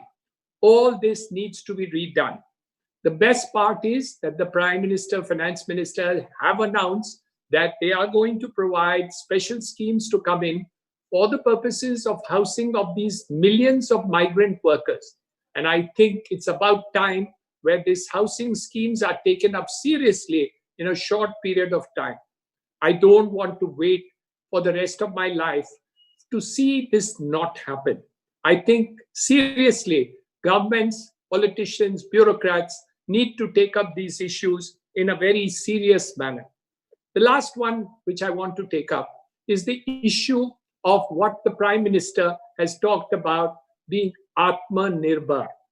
Dr. Shetty talked about manufacture of ventilators. He talked about masks. He talks about the other things in terms of Make in India. But I think we in the Chartered Accountants of India know that the issue in terms of ease of business actually are not available on the ground level. And we do need, as ASSOCHAM, as NAREDCO, as the Institute of Chartered Accountants, to flag off these issues to government, to say that when these companies are coming from China to the rest of the world, just now 42 companies have planned to move out of China to the rest of the world. Unfortunately, only 2 of them have thought of coming to India. 23 have thought of going to Vietnam. I would wish that the Institute of Chartered Accountants could take up these ideas and issues and understand whether they are financial issues, non-financial issues, issues on the ground in terms of ease of doing business. You will be doing the biggest service to the Prime Minister, to the country of India, to really flag off these issues by a survey which should be carried out among all companies in India to find out what is it that we can make this ease of doing India back again. Capital all over the world is most easily available.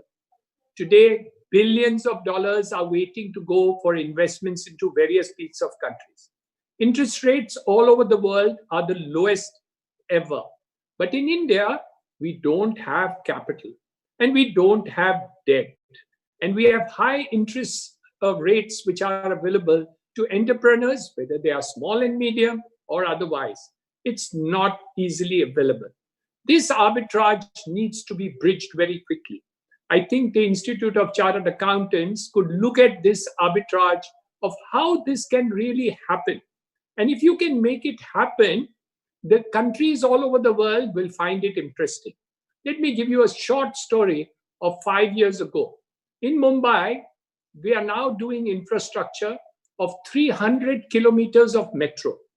300 kilometers of metro. The Western Railway, Central Railway, and Harbour Line is 190 kilometers.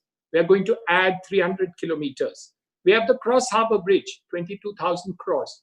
We have the Navi Mumbai Airport and the coastal road. All this is 3 lakh crores, over 50 billion US dollars.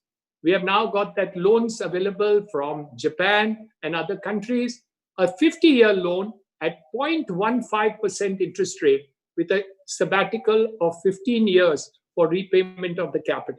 So capital is available. Investment opportunities in India are available. And I think we should take advantage of the situation of your knowledge and gyan, which the Institute and all its members having this in India. We can bring this capital into India.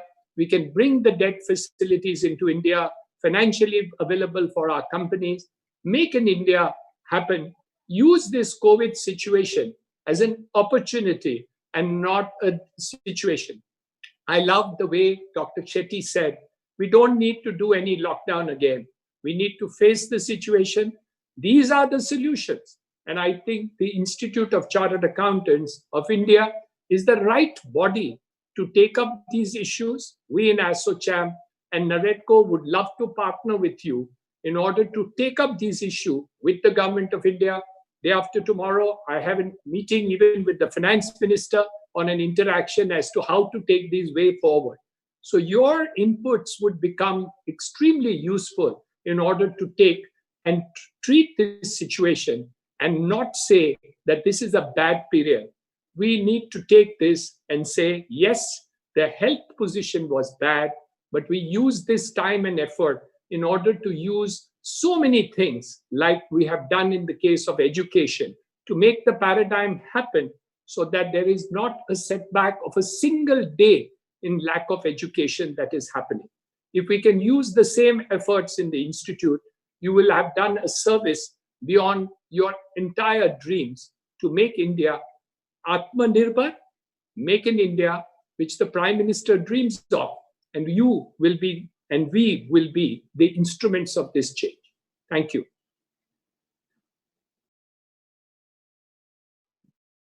Thank you, sir. Thanks a lot. Wonderfully motivated all the people, and I feel that whoever is listening, all the attendees will become sure that yes, we have to continue with the things. We have to live with the positivity and continue to work. Before we take up the questions, sir, there are a lot of questions. I would request the last panelist. I will introduce him and request him also to share his thoughts. He is Mr. Istiaq Ahmed Amjad. He is the Vice President of Public Affairs and Communications and Sustainability at Coca-Cola India and Southwest Asia. He spearheads the practice, and his charter includes government relations, policy advocacy, communications, and sustainability.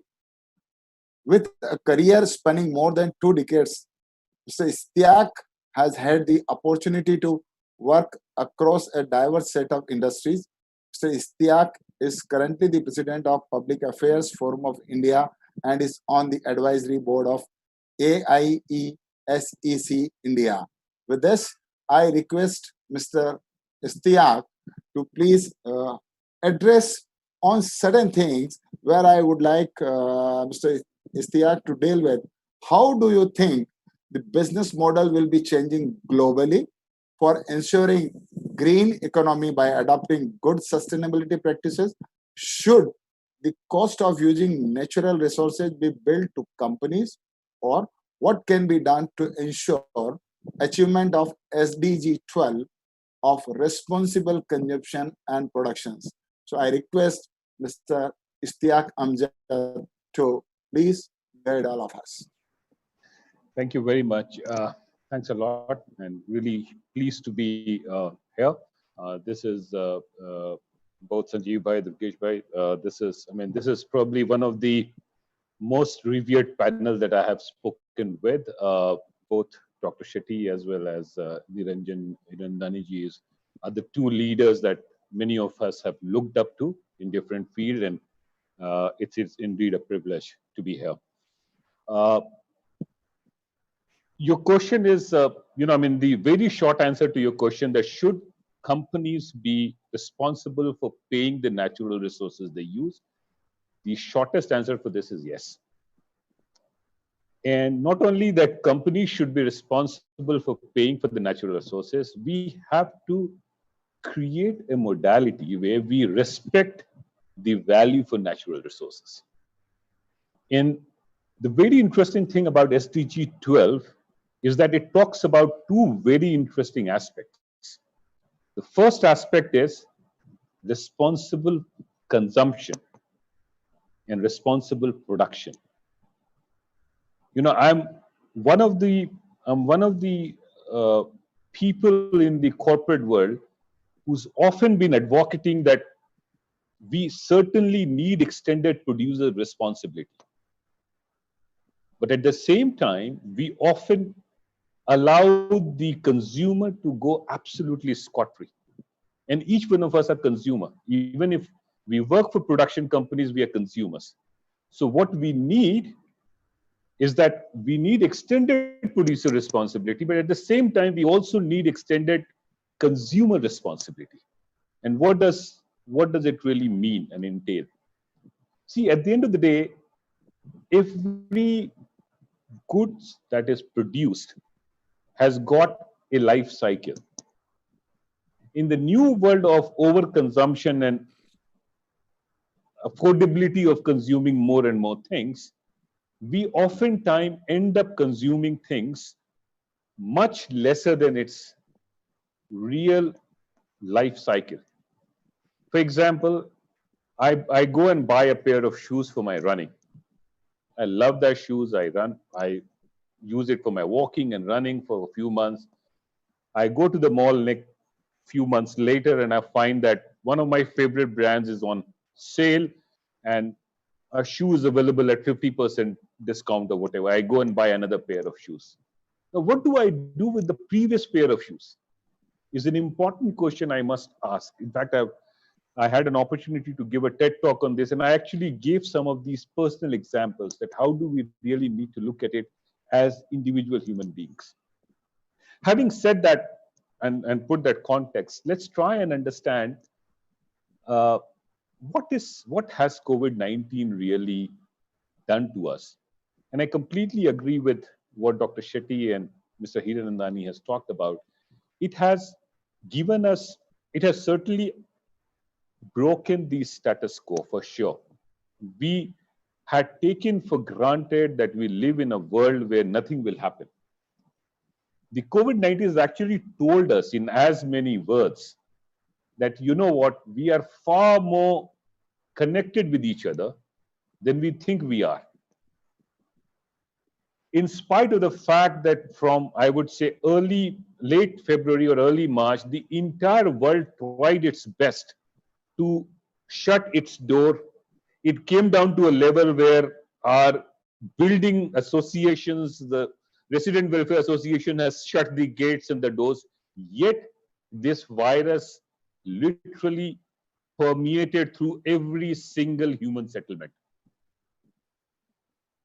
which means that no matter how hard we try and take that, that strategy of an ostrich that we can duck ourselves inside the sand and probably be safe, it doesn't work that way. We are all far more connected with each other than we think we are. Number one.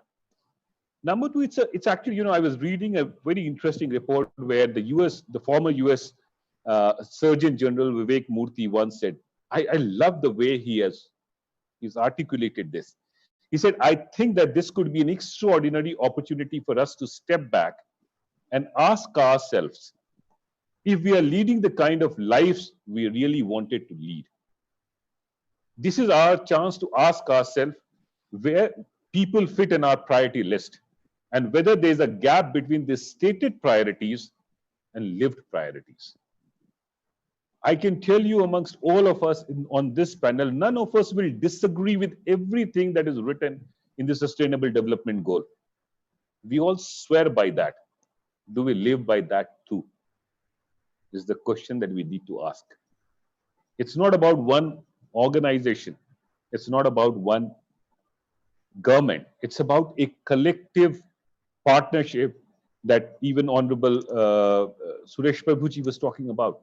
There's a purpose why the 17th and the most important, you see, if you really divide all these sustainable development goals, there are first 5 goals which are focusing on people, another 7 on planet, another 3 on prosperity, another 1 for peace and justice, and the last one, which is actually a standalone goal, is about partnership. And one of the biggest mistake each one of us actually do is to find a poster child to beat for a problem that we collectively own and we are collectively responsible for. So what is really a way forward?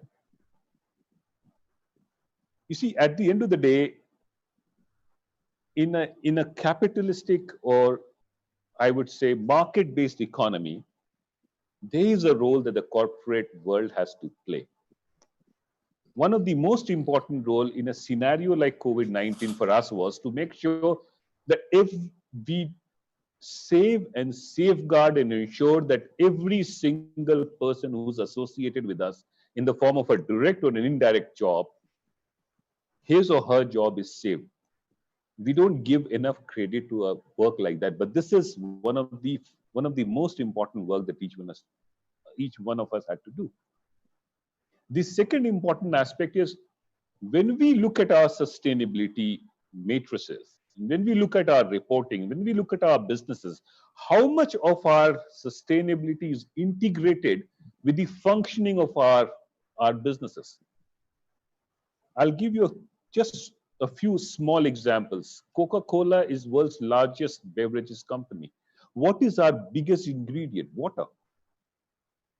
Beverages cannot be made without water.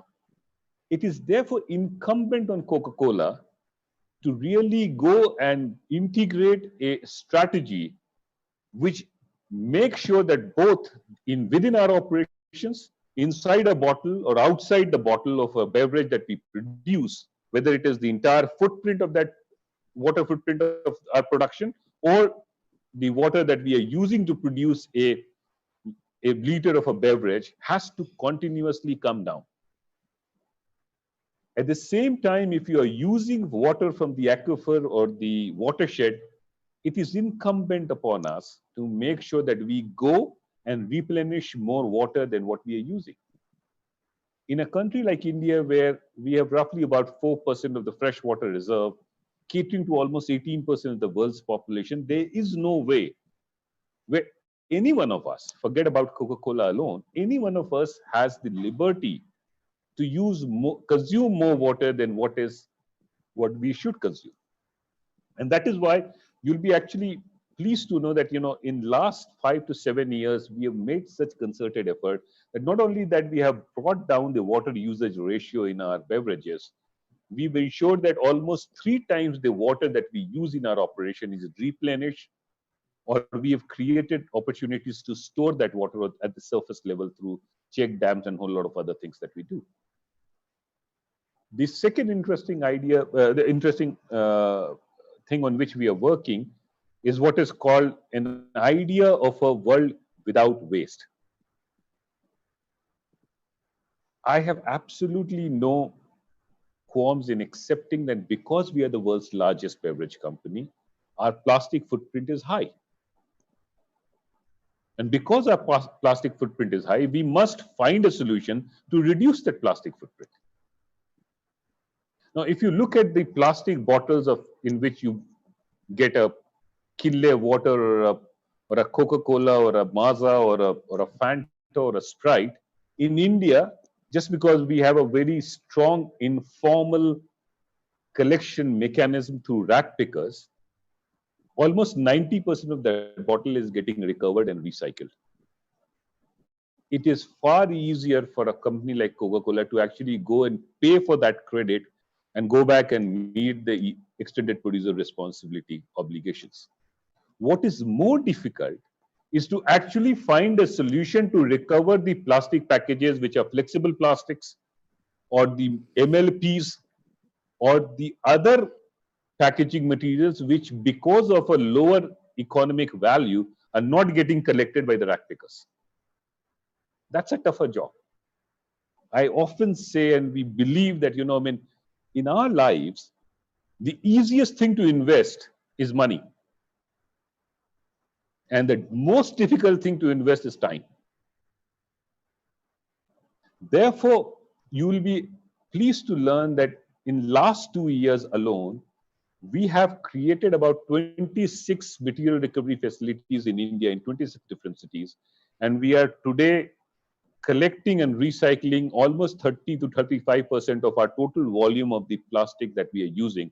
And mind you, these plastic that we are collecting or recycling are actually the small pouches and those packets and not the bottles that we are consuming.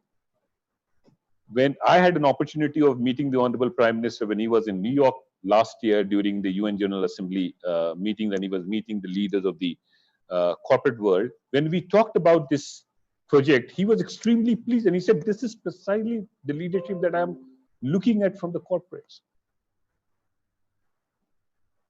So the integration of sustainability measures to the way we conduct our businesses is the most important aspect.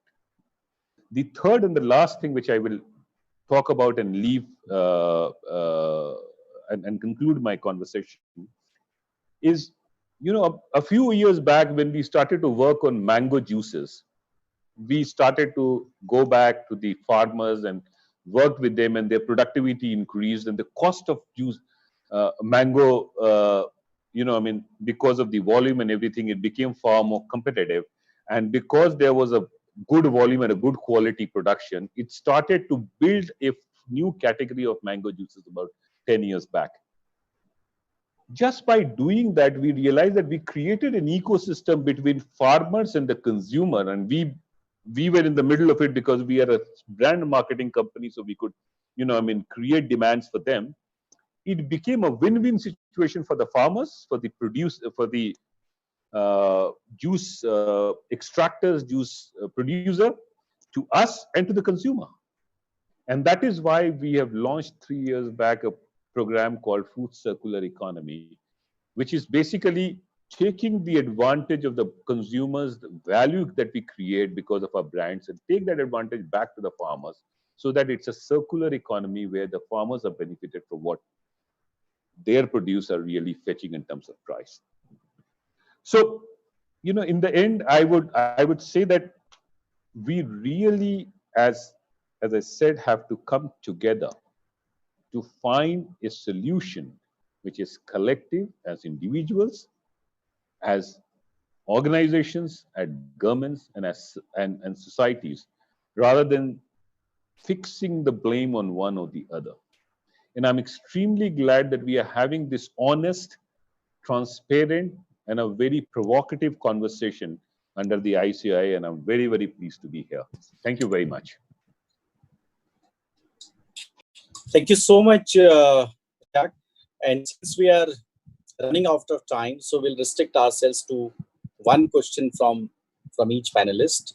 And I believe that Dr. Devi Shetty may had to leave, and we can understand during the COVID-19 times, it may be very, very hard for the doctors to stay on the panels. And even Mr. Moin has to leave for an important meeting, and he has asked that the question. He's back. Great. So, Moin, just one question for you, and if you can give a short answer because we're running out of time. Are there any low-hanging fruits on which action can be taken immediately by accounting bodies and regulators that will help improving the reporting on the Sustainable Development Goals? Yeah, that's a really good question. The immediacy and speed of what we're dealing with in terms of COVID response is what I spoke to during the remarks. And in terms of immediate tools, I think that companies that are dealing with the pandemic response, and we've talked about everything today from migrant workers in the supply chain to the health and safety of your own employees, compensation therein, all of the things that your company has done in terms of providing this support, I think can go into a supplemental disclosure. And as I mentioned in my remarks, the GRI standards provide the standards for much of these disclosures. So it can be, the supplemental disclosure can be, in fact, in accordance with the standards and therefore subject to the accountability principles therein. So again, for accountants, I think it would be a very good thing to advise clients that they do the supplemental disclosure as soon as possible, and then over the longer term, incorporate these issues back into their integrated reporting strategies.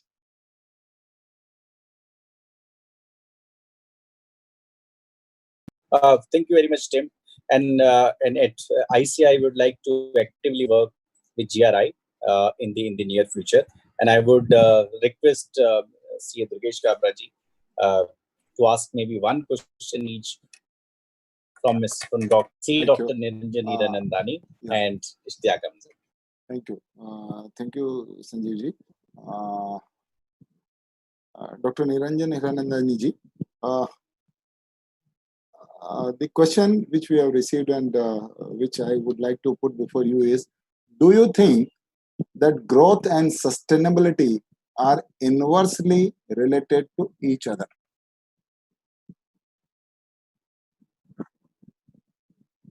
Sir, you are on mute. I think they are definitely not diverse to each other. In fact, growth without sustainability is meaningless. You have seen that happen in the case of water rivers of our country and the waste disposal of our country.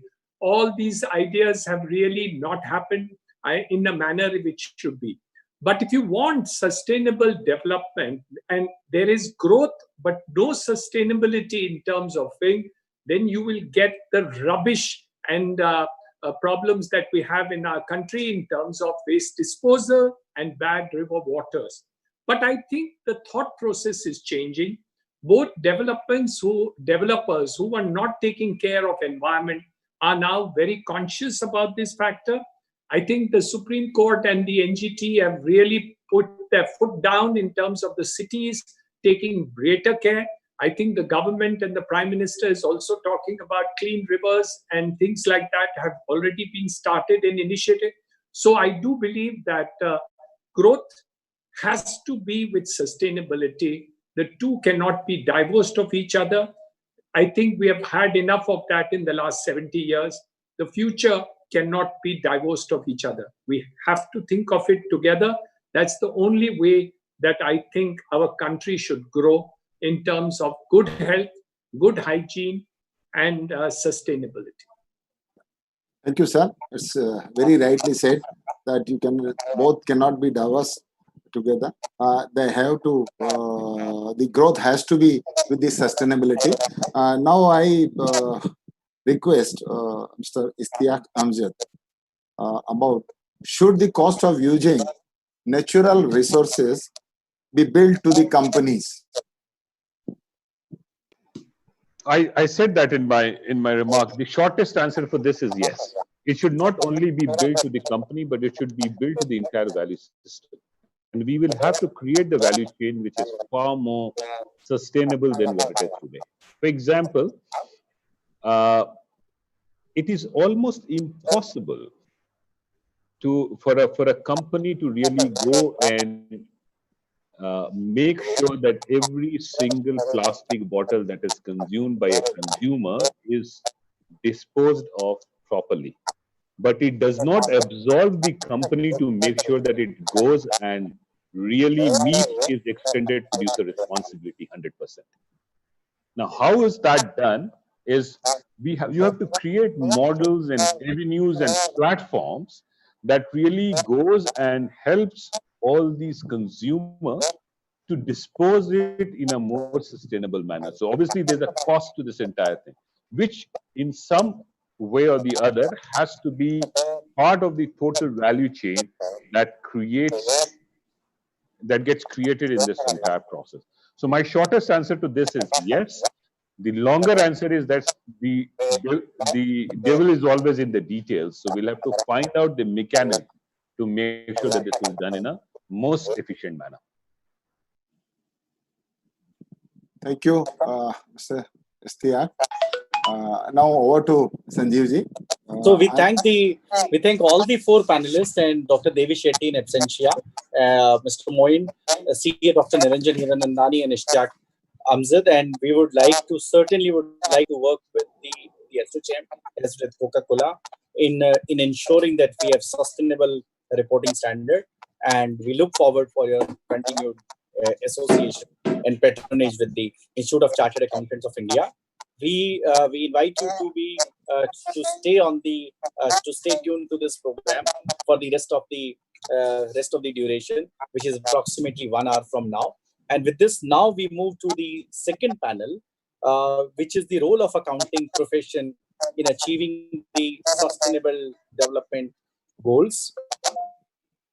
And I request our Honorable Vice President, CA Nihar N. Jambusaria ji, to introduce the first panelist and the theme for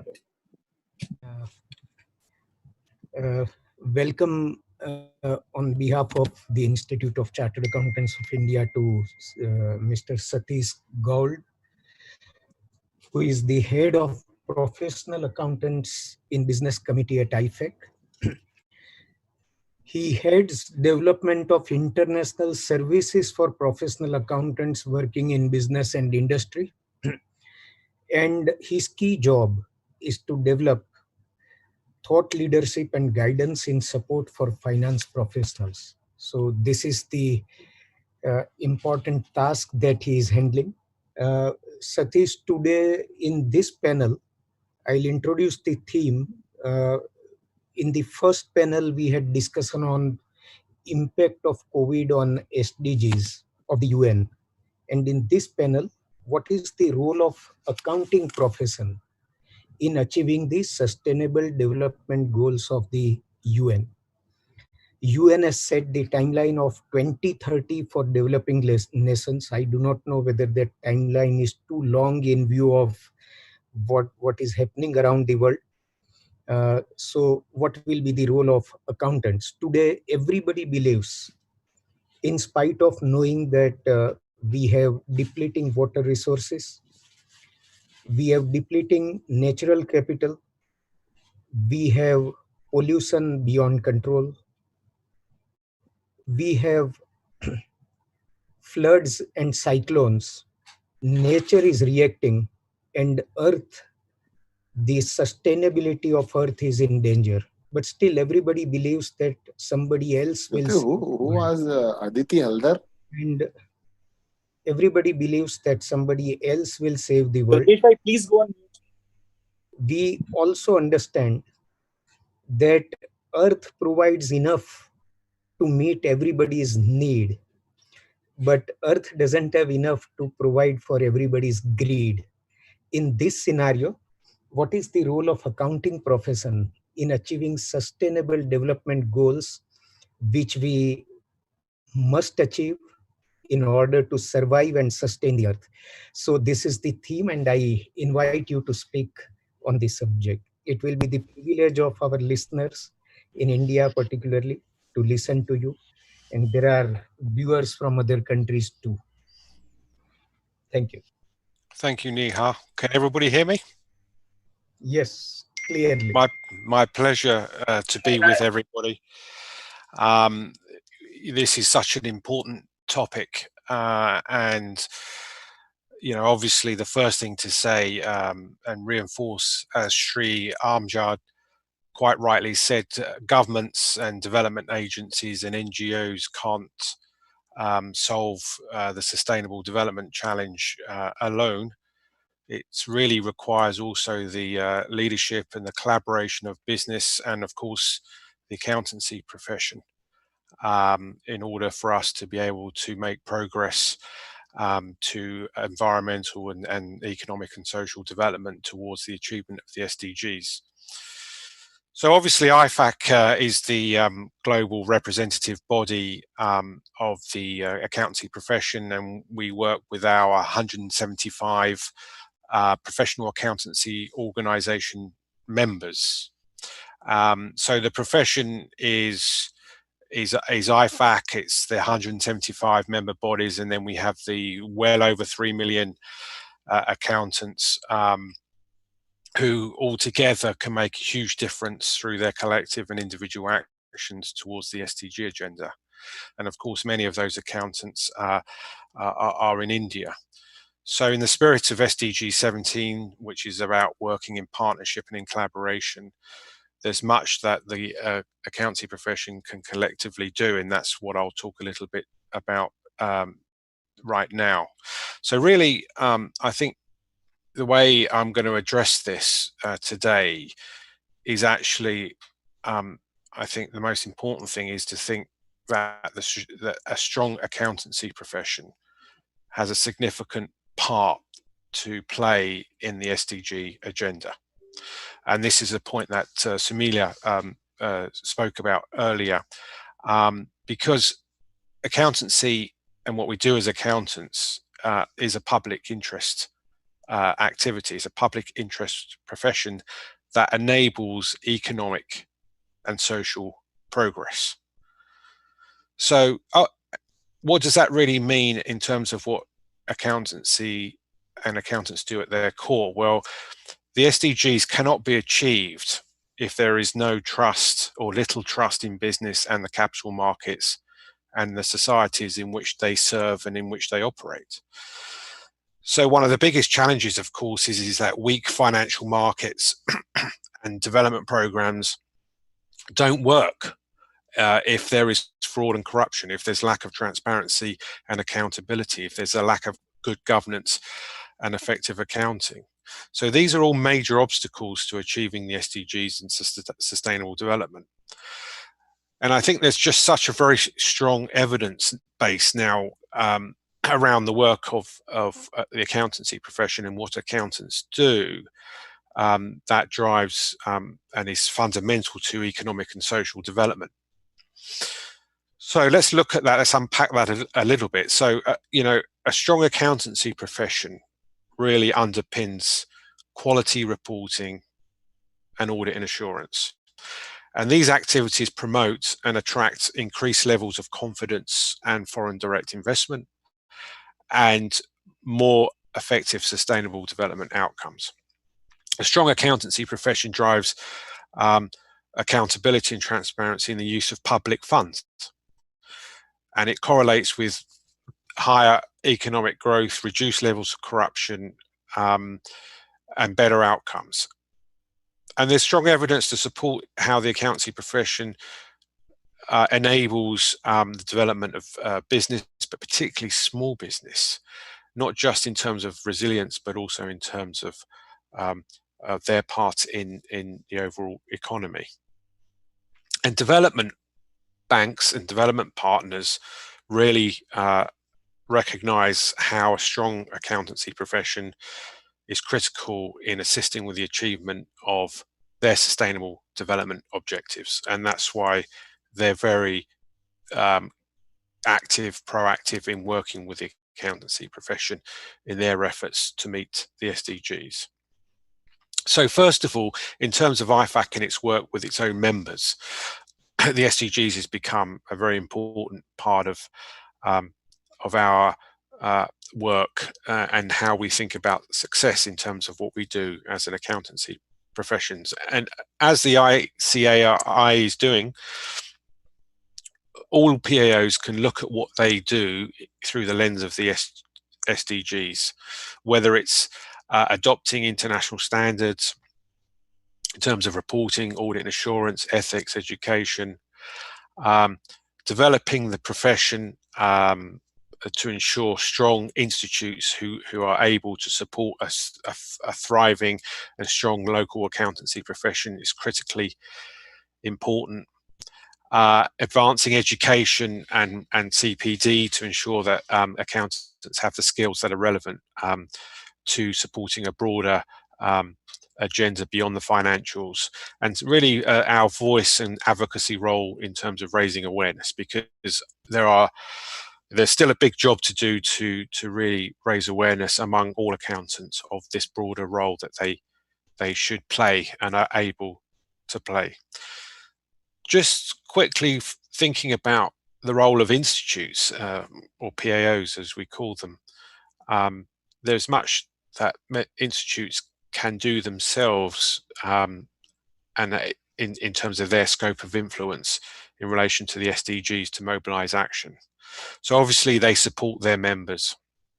In the case of the ICAI, you have 750,000 members. If each and every one of those members was thinking about and championing and advocating for the SDGs, it would make a huge difference to the Indian economy. And also through the regional bodies such as SAFA. So in terms of advocating and connecting to our members on this important issue, PAOs have a very influential role. I think secondly, and we may hear from Andrew about this as well, because the ICAW and a few other PAOs are playing very proactive roles in supporting and enabling their governments to implement and execute a relevant national development strategy and plan for addressing the SDGs in partnership with other critical stakeholders, including relevant UN agencies, whether it's the UN Global Compact or the UN Development Programme, regulators, stock exchanges. So bringing together the right people at the table, working or trying to work through government and encouraging government to have the national plan in place, because that's where everything else will flow from. And of course, what institutes can do is lead by example, by aligning what they do, their own strategy and plans and their activities towards relevant SDGs. And that's something we've been trying to do at IFAC. And of course, providing that professional education and training, quality review, investigation and discipline, the enforcement of standards, all of these are important activities to be seen through the lens of how they contribute to the SDG agenda. So some things that institutes can and many are doing to contribute to the SDG agenda through what they do in terms of their own operations are things like championing diversity and inclusivity in relation to their own governance and their management, looking at their own operations in terms of reducing emissions in their own activities, and addressing inequalities in terms of those entering the profession, for example. These are all very tangible things that our members can do, and many are doing, to actually lead by example. Then, of course, there's the final layer to this, which are the over 3 million individual accountants who are influential and trusted advisors to business. So in terms of providing relevant insights and analysis to help steer their organizations, that now, of course, has to incorporate these wider, if you like, sustainability factors, opportunities and risks, long-term value creation. This, to be relevant in the future, is really where accountants in business have to move towards, and many are already. More comprehensive reporting and assurance, of course, is very important to this agenda. And then thinking about how we communicate what we're doing as organizations. So really, in terms of individual accountants, I think it's incumbent and important on us to communicate to our members at the front line that the SDGs are not a fad. They are really about what is a sustainable future. And if you think about what accountants do, many are in real positions of influence and leadership. Many of the ICAI members are members of boards. They are CEOs, CFOs. They work in government, in public sector institutions. So they have enormous influence to shift their organization's mindset to consider and measure those critical areas that one needs to understand in order to make those decisions that will enable a more sustainable business model. This is now incumbent on us as individuals to help our organizations think about what our key dependencies are and what positive social impacts we can have through the way we work and through our products and services, and the way where we allocate our resources. So in thinking about success, it's not just about what the impact on the organization in terms of its own financial resiliency and performance will be, but on economic and social and environmental development and impact. So I think the accountancy profession in its totality, through what it does, is just inherently critical to support the whole sustainable development agenda.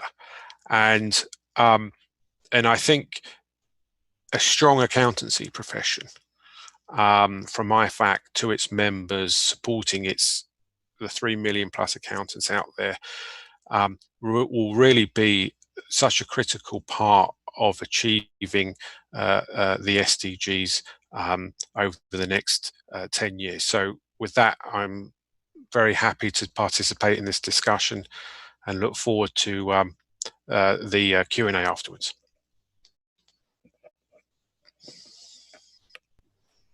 Thanks, Satish. It was very good insight into what would be the role of accountants and what goes into. I would again request the chairman to carry it forward. Sure. So thank you very much, Satish and Nihar Bhai. We now move on to Andrew, who is the chair of Sustainability Committee of Institute of Chartered Accountants of England and Wales. And I can see that he is keenly listening to the entire program since 5 p.m. IST, so 12:30 London time. He is a past president of the Institute of Chartered Accountants in England and Wales, and he continues to be an active member of ICAW and currently chairing the Sustainability Committee and is a member of the board of the ICAW Foundation. Andrew, as the chair of Sustainability Reporting Standard Board, and with my vice chairman Durgesh Kabra, and all the members would certainly be very, very keen to know that what are the initiatives Sustainability Committee of ICAW is taking, what's the roadmap on the future agenda, and is there a plan to put a cost on use of natural resources for reporting purposes? Thanks, Andrew, and over to you. Sanjay, thank you. Thank you for that introduction, and good evening, everybody. It's a real pleasure to join you for this discussion, which I think is hugely timely. I mean, I think it's worth, I'll address your questions in a minute, Sanjay, but I think it's worth just reflecting that here we are as a species, implicitly believing that we'd mastered the planet, that we'd mastered nature. And yet this molecule, it's not even alive. This piece of RNA wrapped in some protein has absolutely devastated the entire planet, the entire world economy. Now, you would hope against hope that there is a moment of humility and there is a moment of reflection and a turning point in our society. But I fear very much, as you said, Sanjeev, in your presentation, that as soon as economic activity rebounds, we will reach for the easiest energy source available, which is hydrocarbons, and we'll be off again. I do think, however, the SDGs maybe are a way of prompting that turning point if we can take them seriously. So let me address the questions you put. I mean, first of all, what does the SDGs mean to ICAW? And Stathis mentioned this. Yeah, it's very important for us as an institute. We, in 2015, 2016, made the decision to put the SDGs at the very heart of our strategy as an institute. And that's because our Royal Charter from the 1880s requires us to act in the public interest. Somebody else has mentioned that. Probably for 130 years, we struggled with trying to work out what the public interest meant, and seeing it when we saw it. The SDGs are an expression of the public interest.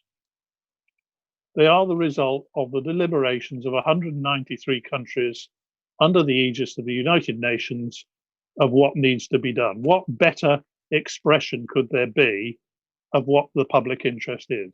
So we explicitly now consider our own actions as an institute against the SDGs, as we encourage companies and other enterprises to do. Do we impact on them all? No, we don't. I mean, this is the strength of them as a framework, I think, and I think it's for all enterprises to consider which are the ones that are most directly relevant to them. I think the two most directly relevant to us as an institute in what we do are number 4, quality education, and number 8, decent work and economic growth. But clearly we impact on pretty much all the others as well. And we have particular regard, I think, to the ones that everybody often passes over. But I'm very glad to hear Dr. Gulyan and Mr. Prabhu mention strong institutions and partnerships to achieve the goals. And that is something we as an institute look to very much in terms of working with our fellow national institutes around the world, including yourselves in India and through IFAC.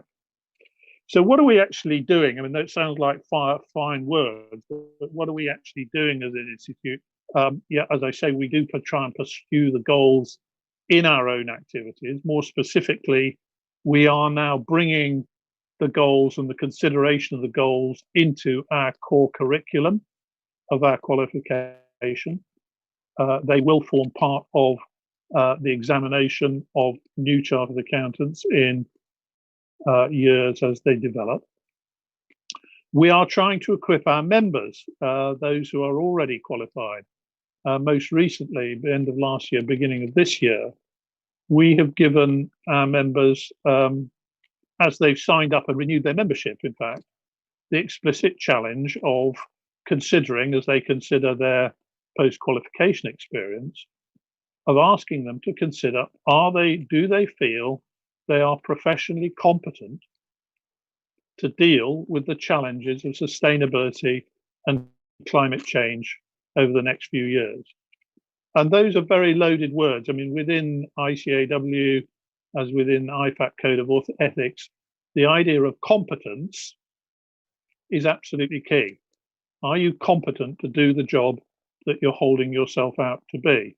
Now, if you're going to be competent, either as a practicing accountant or an accountant working in a company over the next few years, you will need to know about climate change. You will need to know about the impact of the use of natural resources on the enterprise that you're dealing with.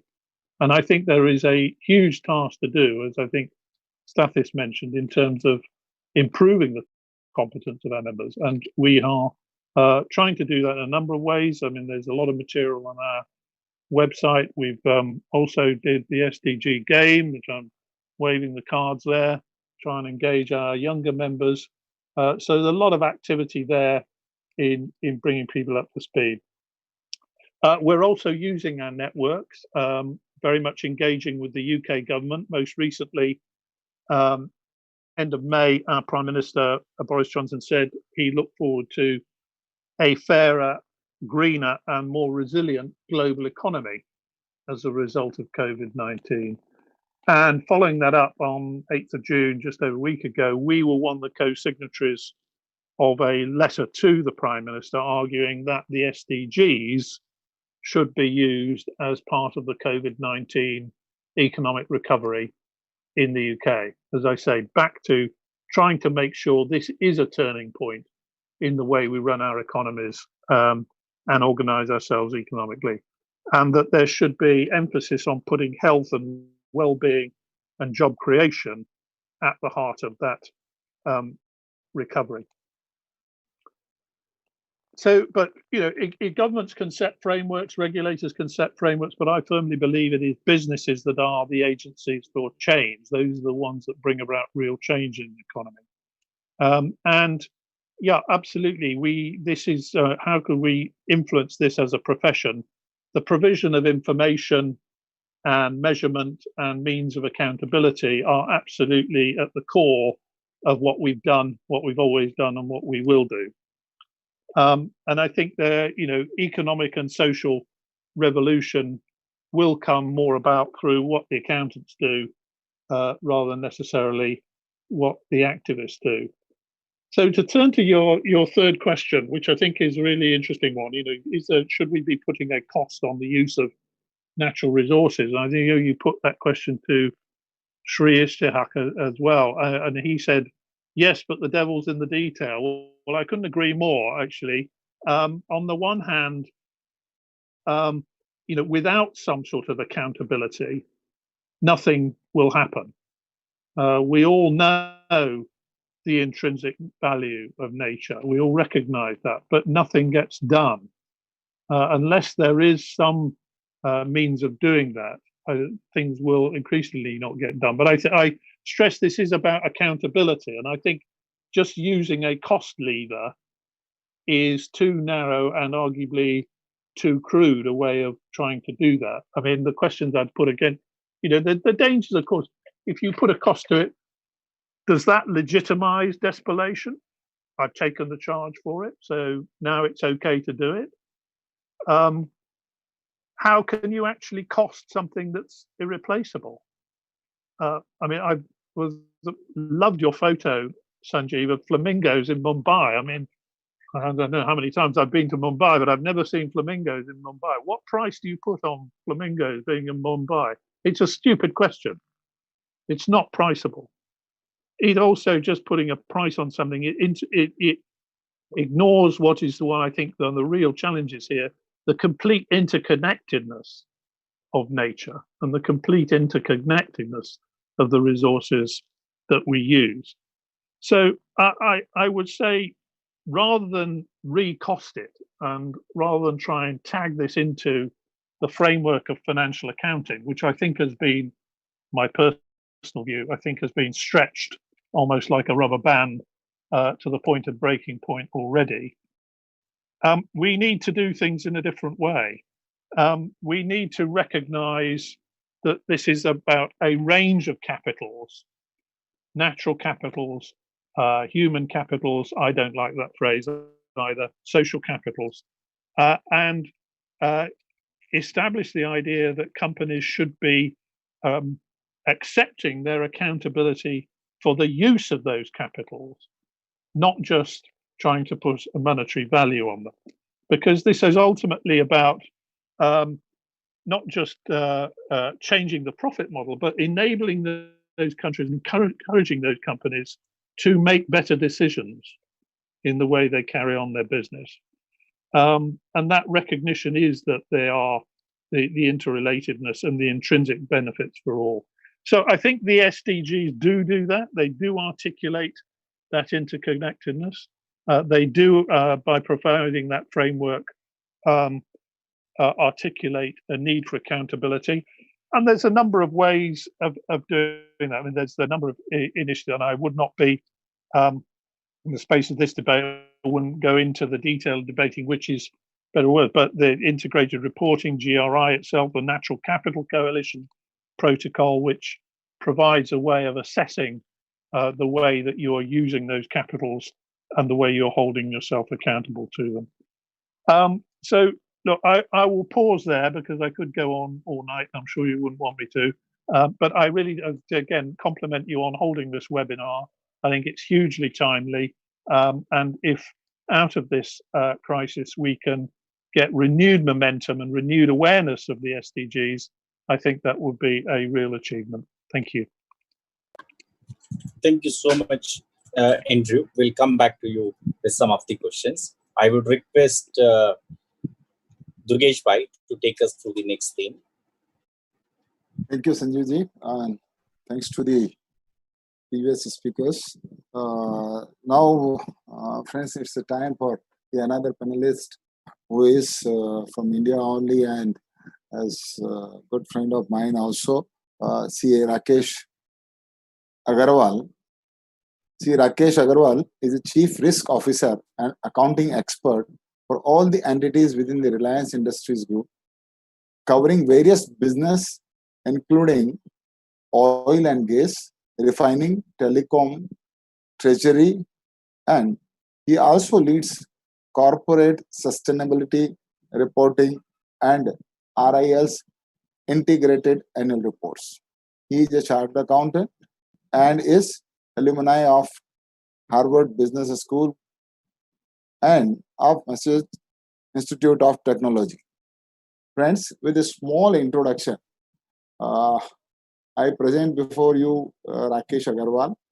And Rakeshji, what is there in the everybody's mind?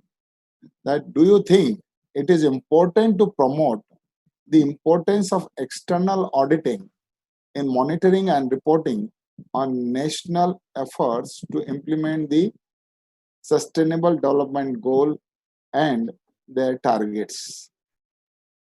Please do guide on this, and time permits, we will have some questions also with you because we are having the questions. Thank you. Thank you. The simple answer to the question is definite yes and a strong yes. Let me take it through the lens of Sustainability Development Goals of United Nations for India country as a whole, and whether an external assurance is needed or not. I'll say stakeholders of individual large corporations and the stakeholders, what information is given to them with respect to sustainability and what kind of information they factor into their decision making, and in turns we are accountable for that. So it's always advisable to have a third party audit that is an independent assurance. Here there is a self conflict of interest. Moreover, most of the organizations works on the principle of 3 lines of defense, and these days even the 4th line of defense is gaining momentum. So when it comes to 3 lines of defense, there is an additional element all the time for external assurance in whatever we do day to day. But before getting into deep dive, let me give you the national picture from a layman's term. If I have to look at sustainable development goals, it's towards cleaner air, cleaner water, cleaner soil, lot more interaction of humans with humans, humans with ecosystem, the larger planet. So let's take top 3 and put a number around, because chartered accountants and the external assurance who are generally good at numbers, whatever is non-monetary can be converted into numbers for sake of numbers in some cases, because few things are priceless, but at least it guides us for a directionally correct decision, which may be perfectly wrong, but directionally correct. So as we speak today, with respect to air, although we can talk about carbon dioxide, SOx, NOx, if I have to just take CO2 as a starting point, India emits roughly around 3.5 gigaton of carbon. If I look at the price that has been put, although it's priceless, and I fully agree with Mr. Sir and Andrew, it is priceless because Earth cannot absorb carbon more than 800 gigatons of carbon. The entire there is a climate change and will submerge. But if at all we have to put a price, and the reference point I'll take is the carbon tax imposed by Sweden on its corporates, which is $130. So if I take India emissions and multiply by the carbon tax of $130, it roughly gives me a number of 20 lakh crores, which roughly equals to the entire tax collection of Government of India.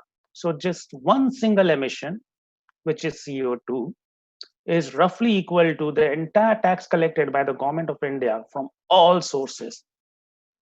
So if there is something we are talking as a topic where the stakes are so high, there is a information around, there is a number crunching around, should there be an external assurance? The obvious answer is yes. Let's shift to another thing, water. As we speak today, India receives from all forms of water, sources of water, some 4,000 billion cubic meter of water, out of which only 650 billion cubic meters is used for productive purposes. Balance is wasted, if I may say so. So the Prime Minister of India office, through its SDGs and other, I'll say other assertive actions also getting reflected in SDGs, one of the biggest project that is taken is interlinking of rivers so that we save water, which otherwise is wasted to ocean. And that amount involved for that project is 11 lakh crores. So should that monitoring of 11 lakh crore be just set on its own, or we need external assurance? Yes, we need audits. Try take another example. As we speak today, there's 1.3 billion people. On an average, the hazardous waste which is sown in the soil is estimated to be 7 kg per capita in India. This has to be brought down to zero. In other words, huge budget and resources are required. Should there be an audit? Should there be a complete traceability? The answer is yes. Now let's deep dive, go a step below, say at corporate level. When we take large corporates, there are a lot of stakeholders involved, from those who have voice and those do not have voice with larger corporates. Let's start with those who have voice generally.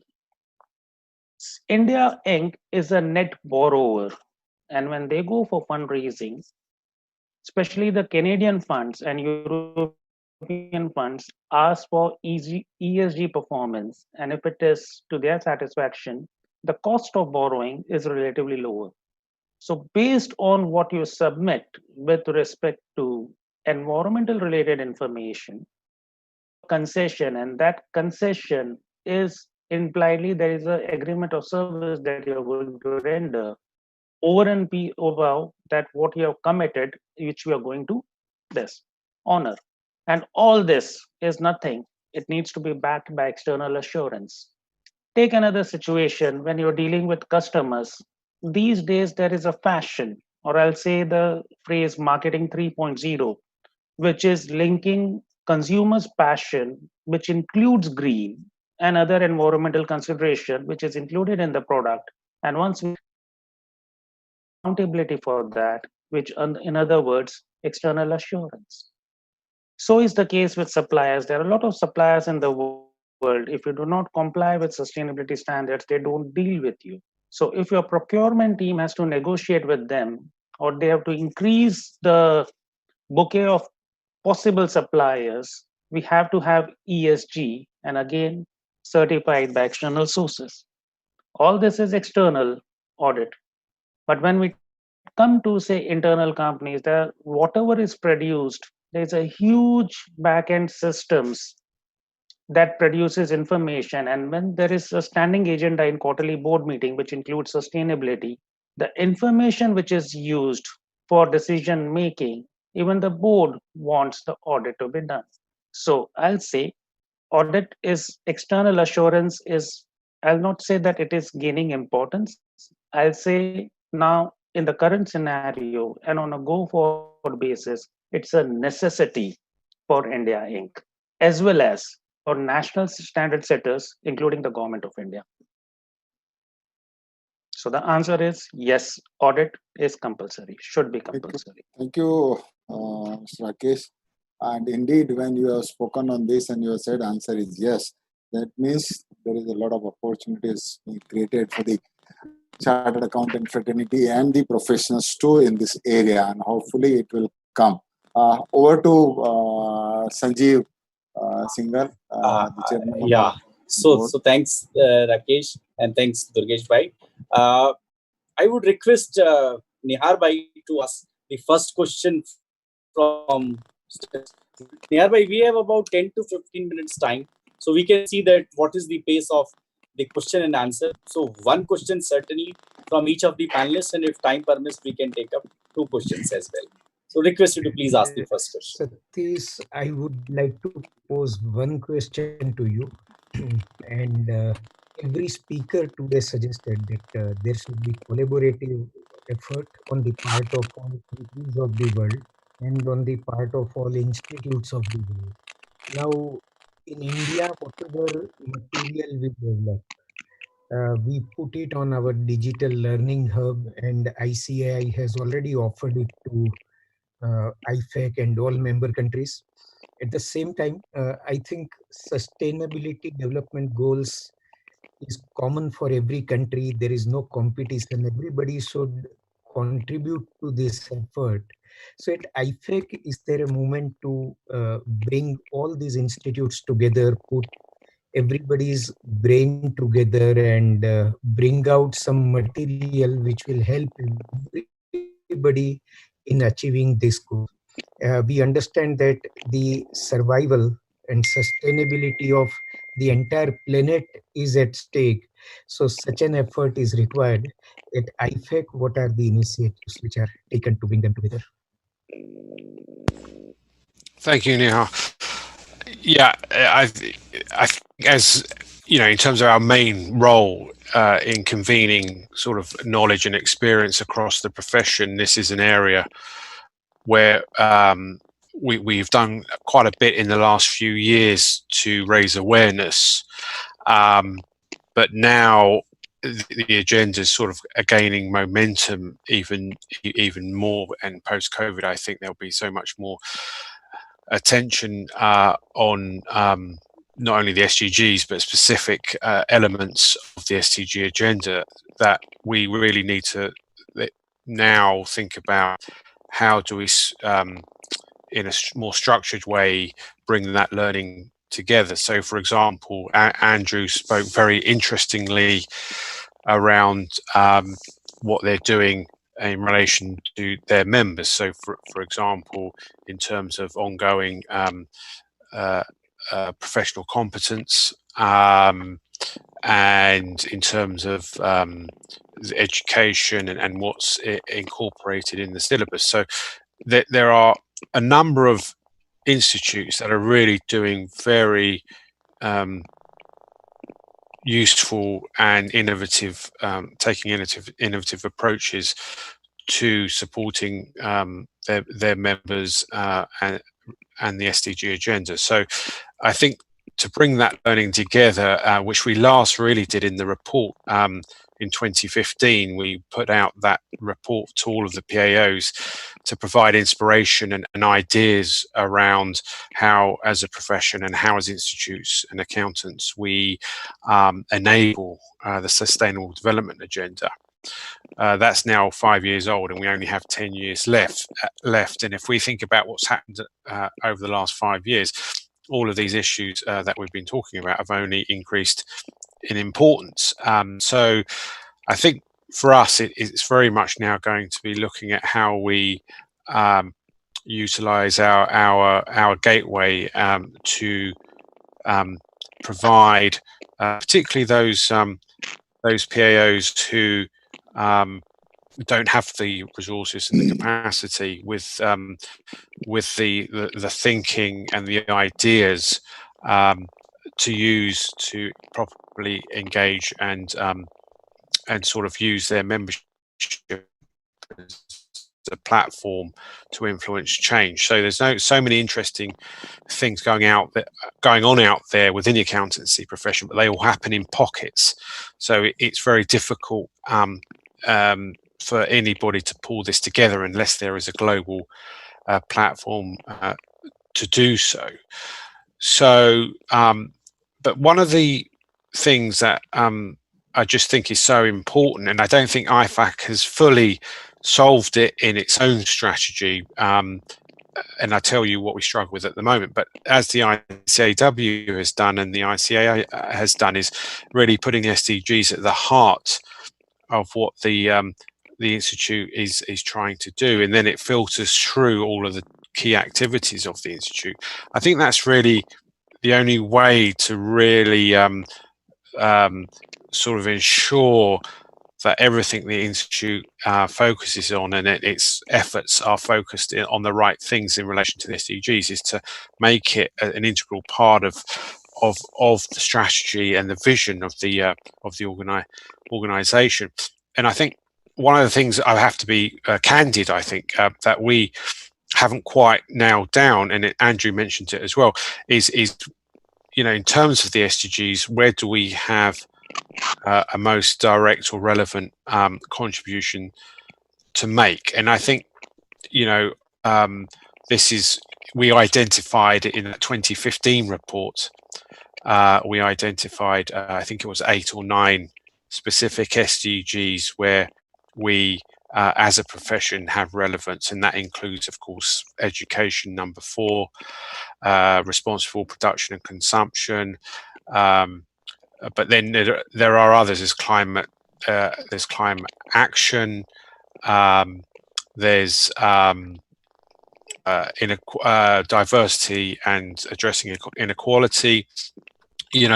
There's partnerships, obviously, that are critical, and there's also SDG 16, which is peace, justice, and strong institutions. So the entry points for the profession are many,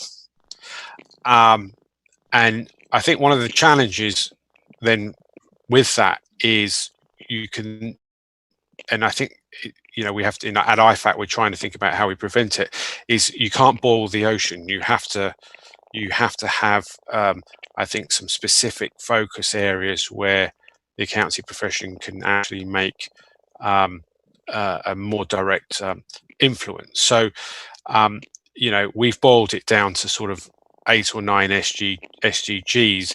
Perhaps we could actually make it even more focused than that. But of course, one of the challenges is that most of these SDGs are very interconnected.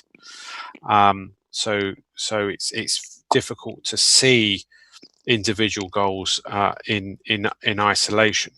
But certainly for us, I think our major focus now is spreading and using our convening sort of power at the global level to bring together and spread learnings from the institutes on how they're addressing the SDGs, what stakeholders they're working with, what kind of interactivity are they having with governments and others, and enabling PAOs to sort of, if you like, really affect change and make the SDGs at the center of their thinking. Because that really, if it's not at the center of their thinking, I think it's then it becomes very difficult to make a difference. So that's really where we're at the moment. Sure.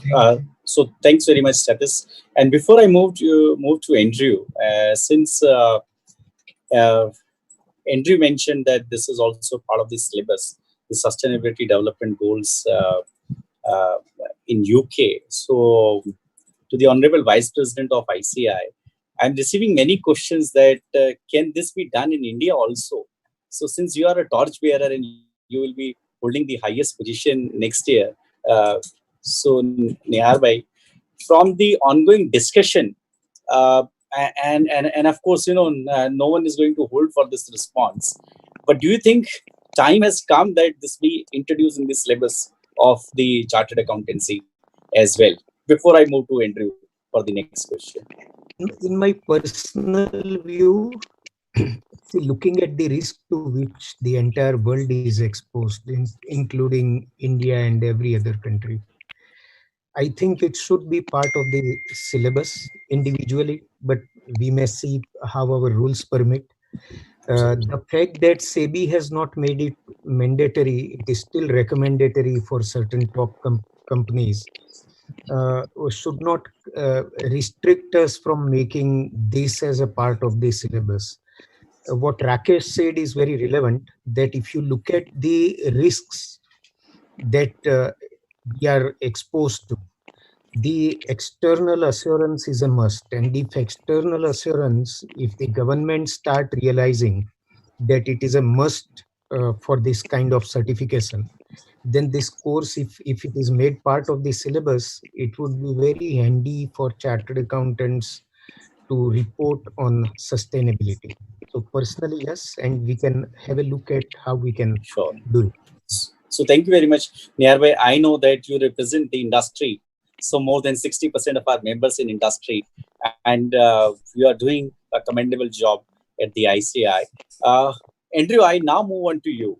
I would like to ask that in your jurisdiction, what is the regulators thinking on making integrated reporting mandatory? There's no move to do that, Sanjeev. I don't see that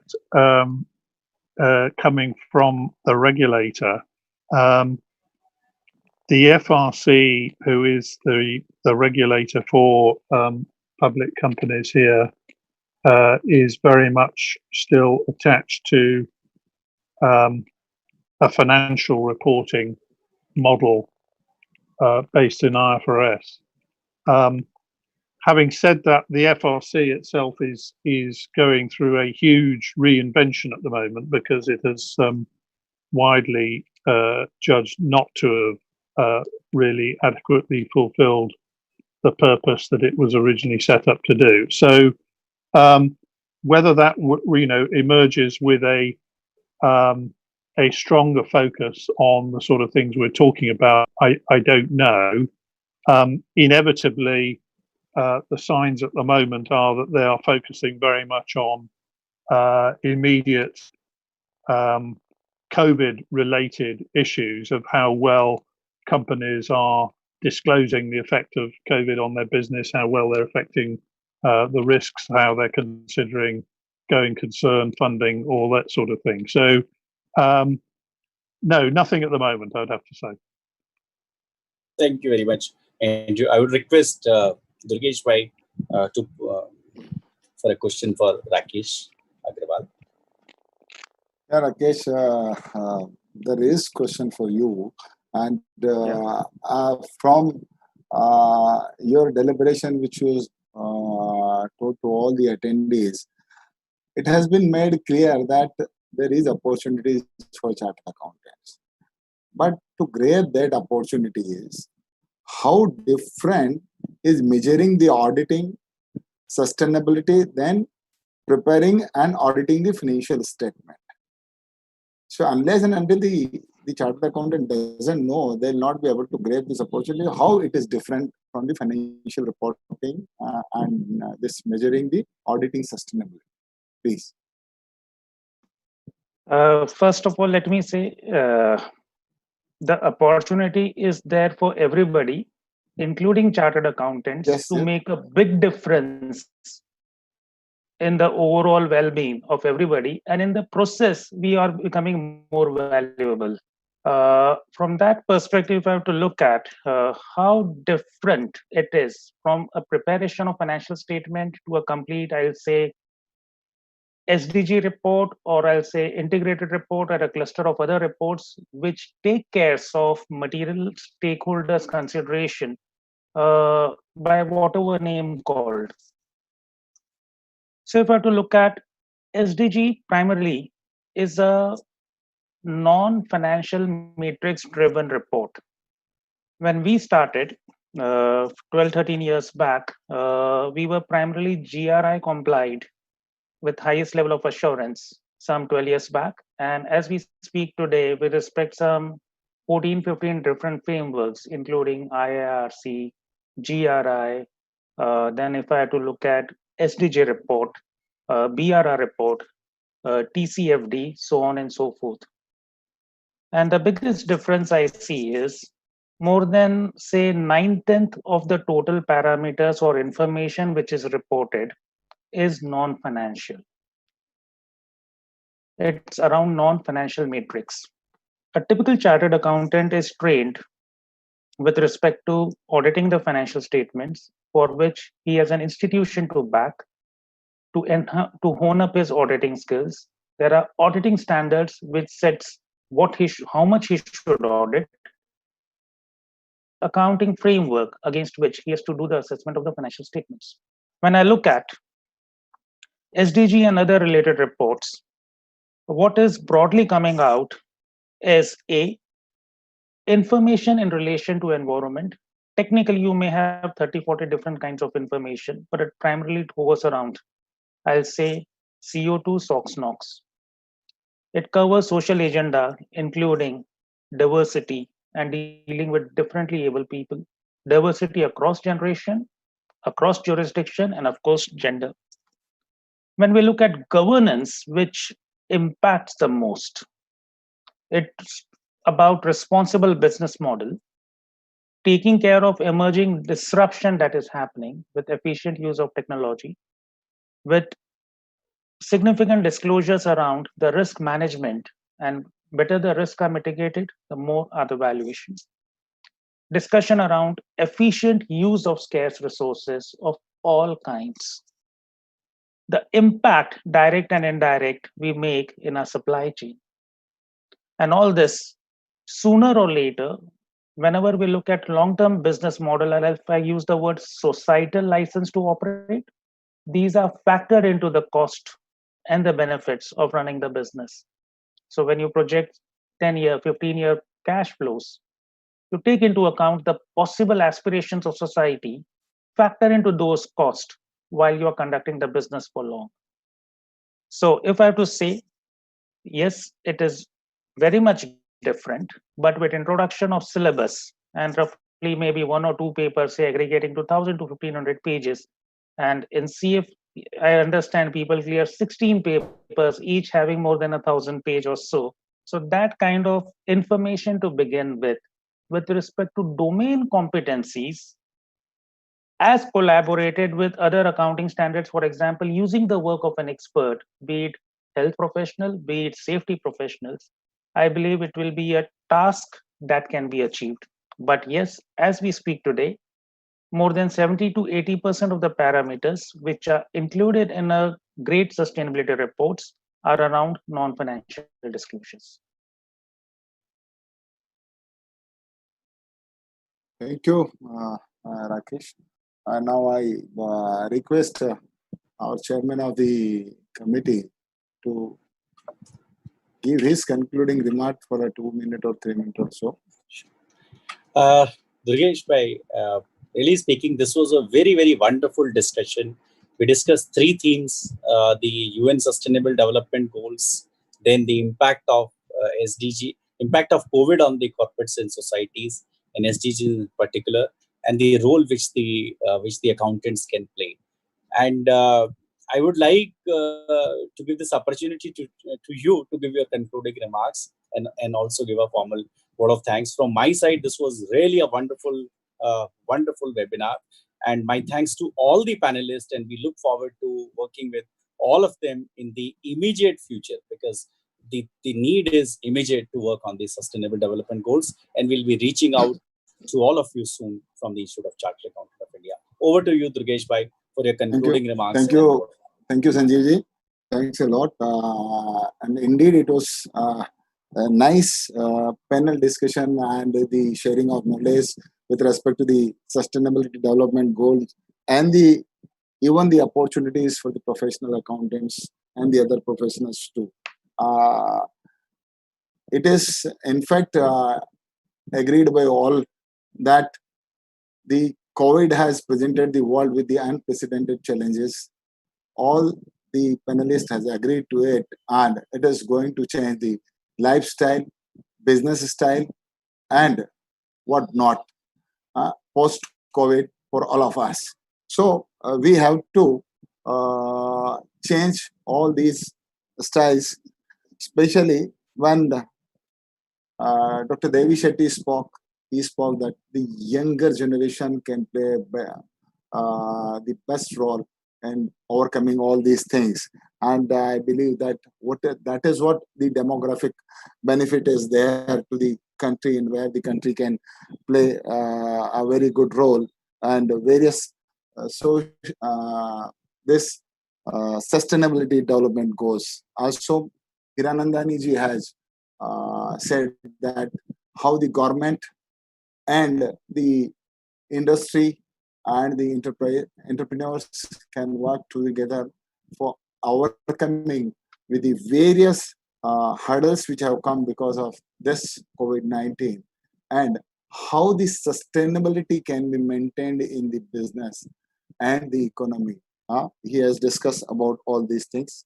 Likewise, Mr. Tim Mohin has highlighted that pandemic proved that non-financial issues can change to high risk business should focus on non-financial reportings for the sustainable development also. Likewise,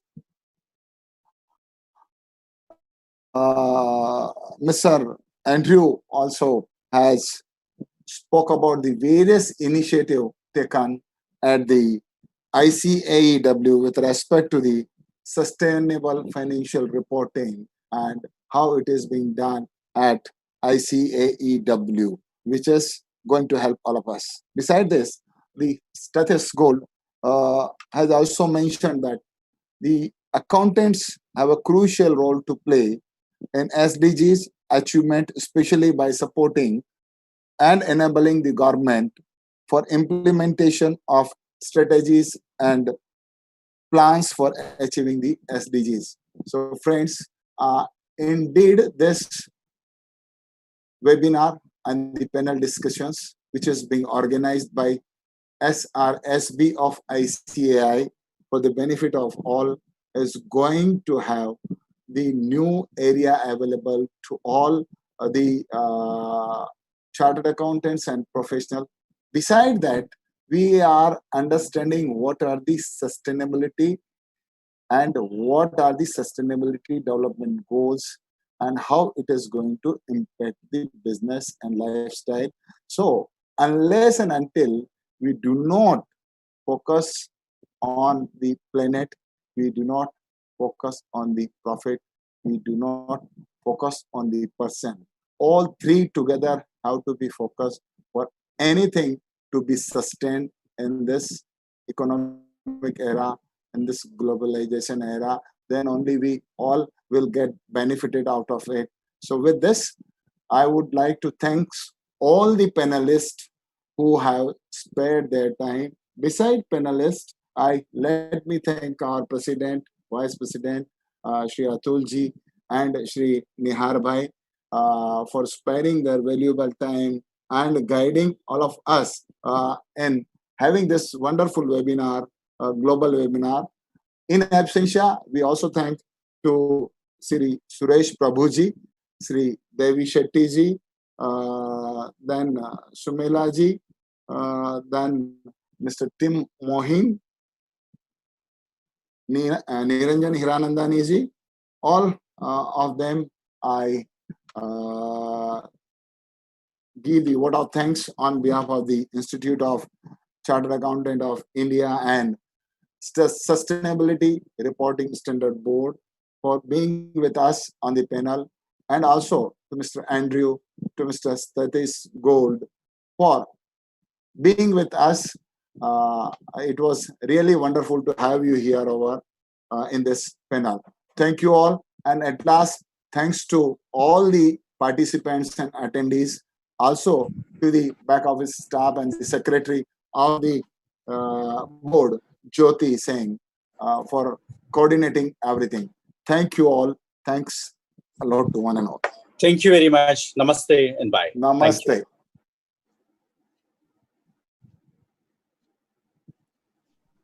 Thanks.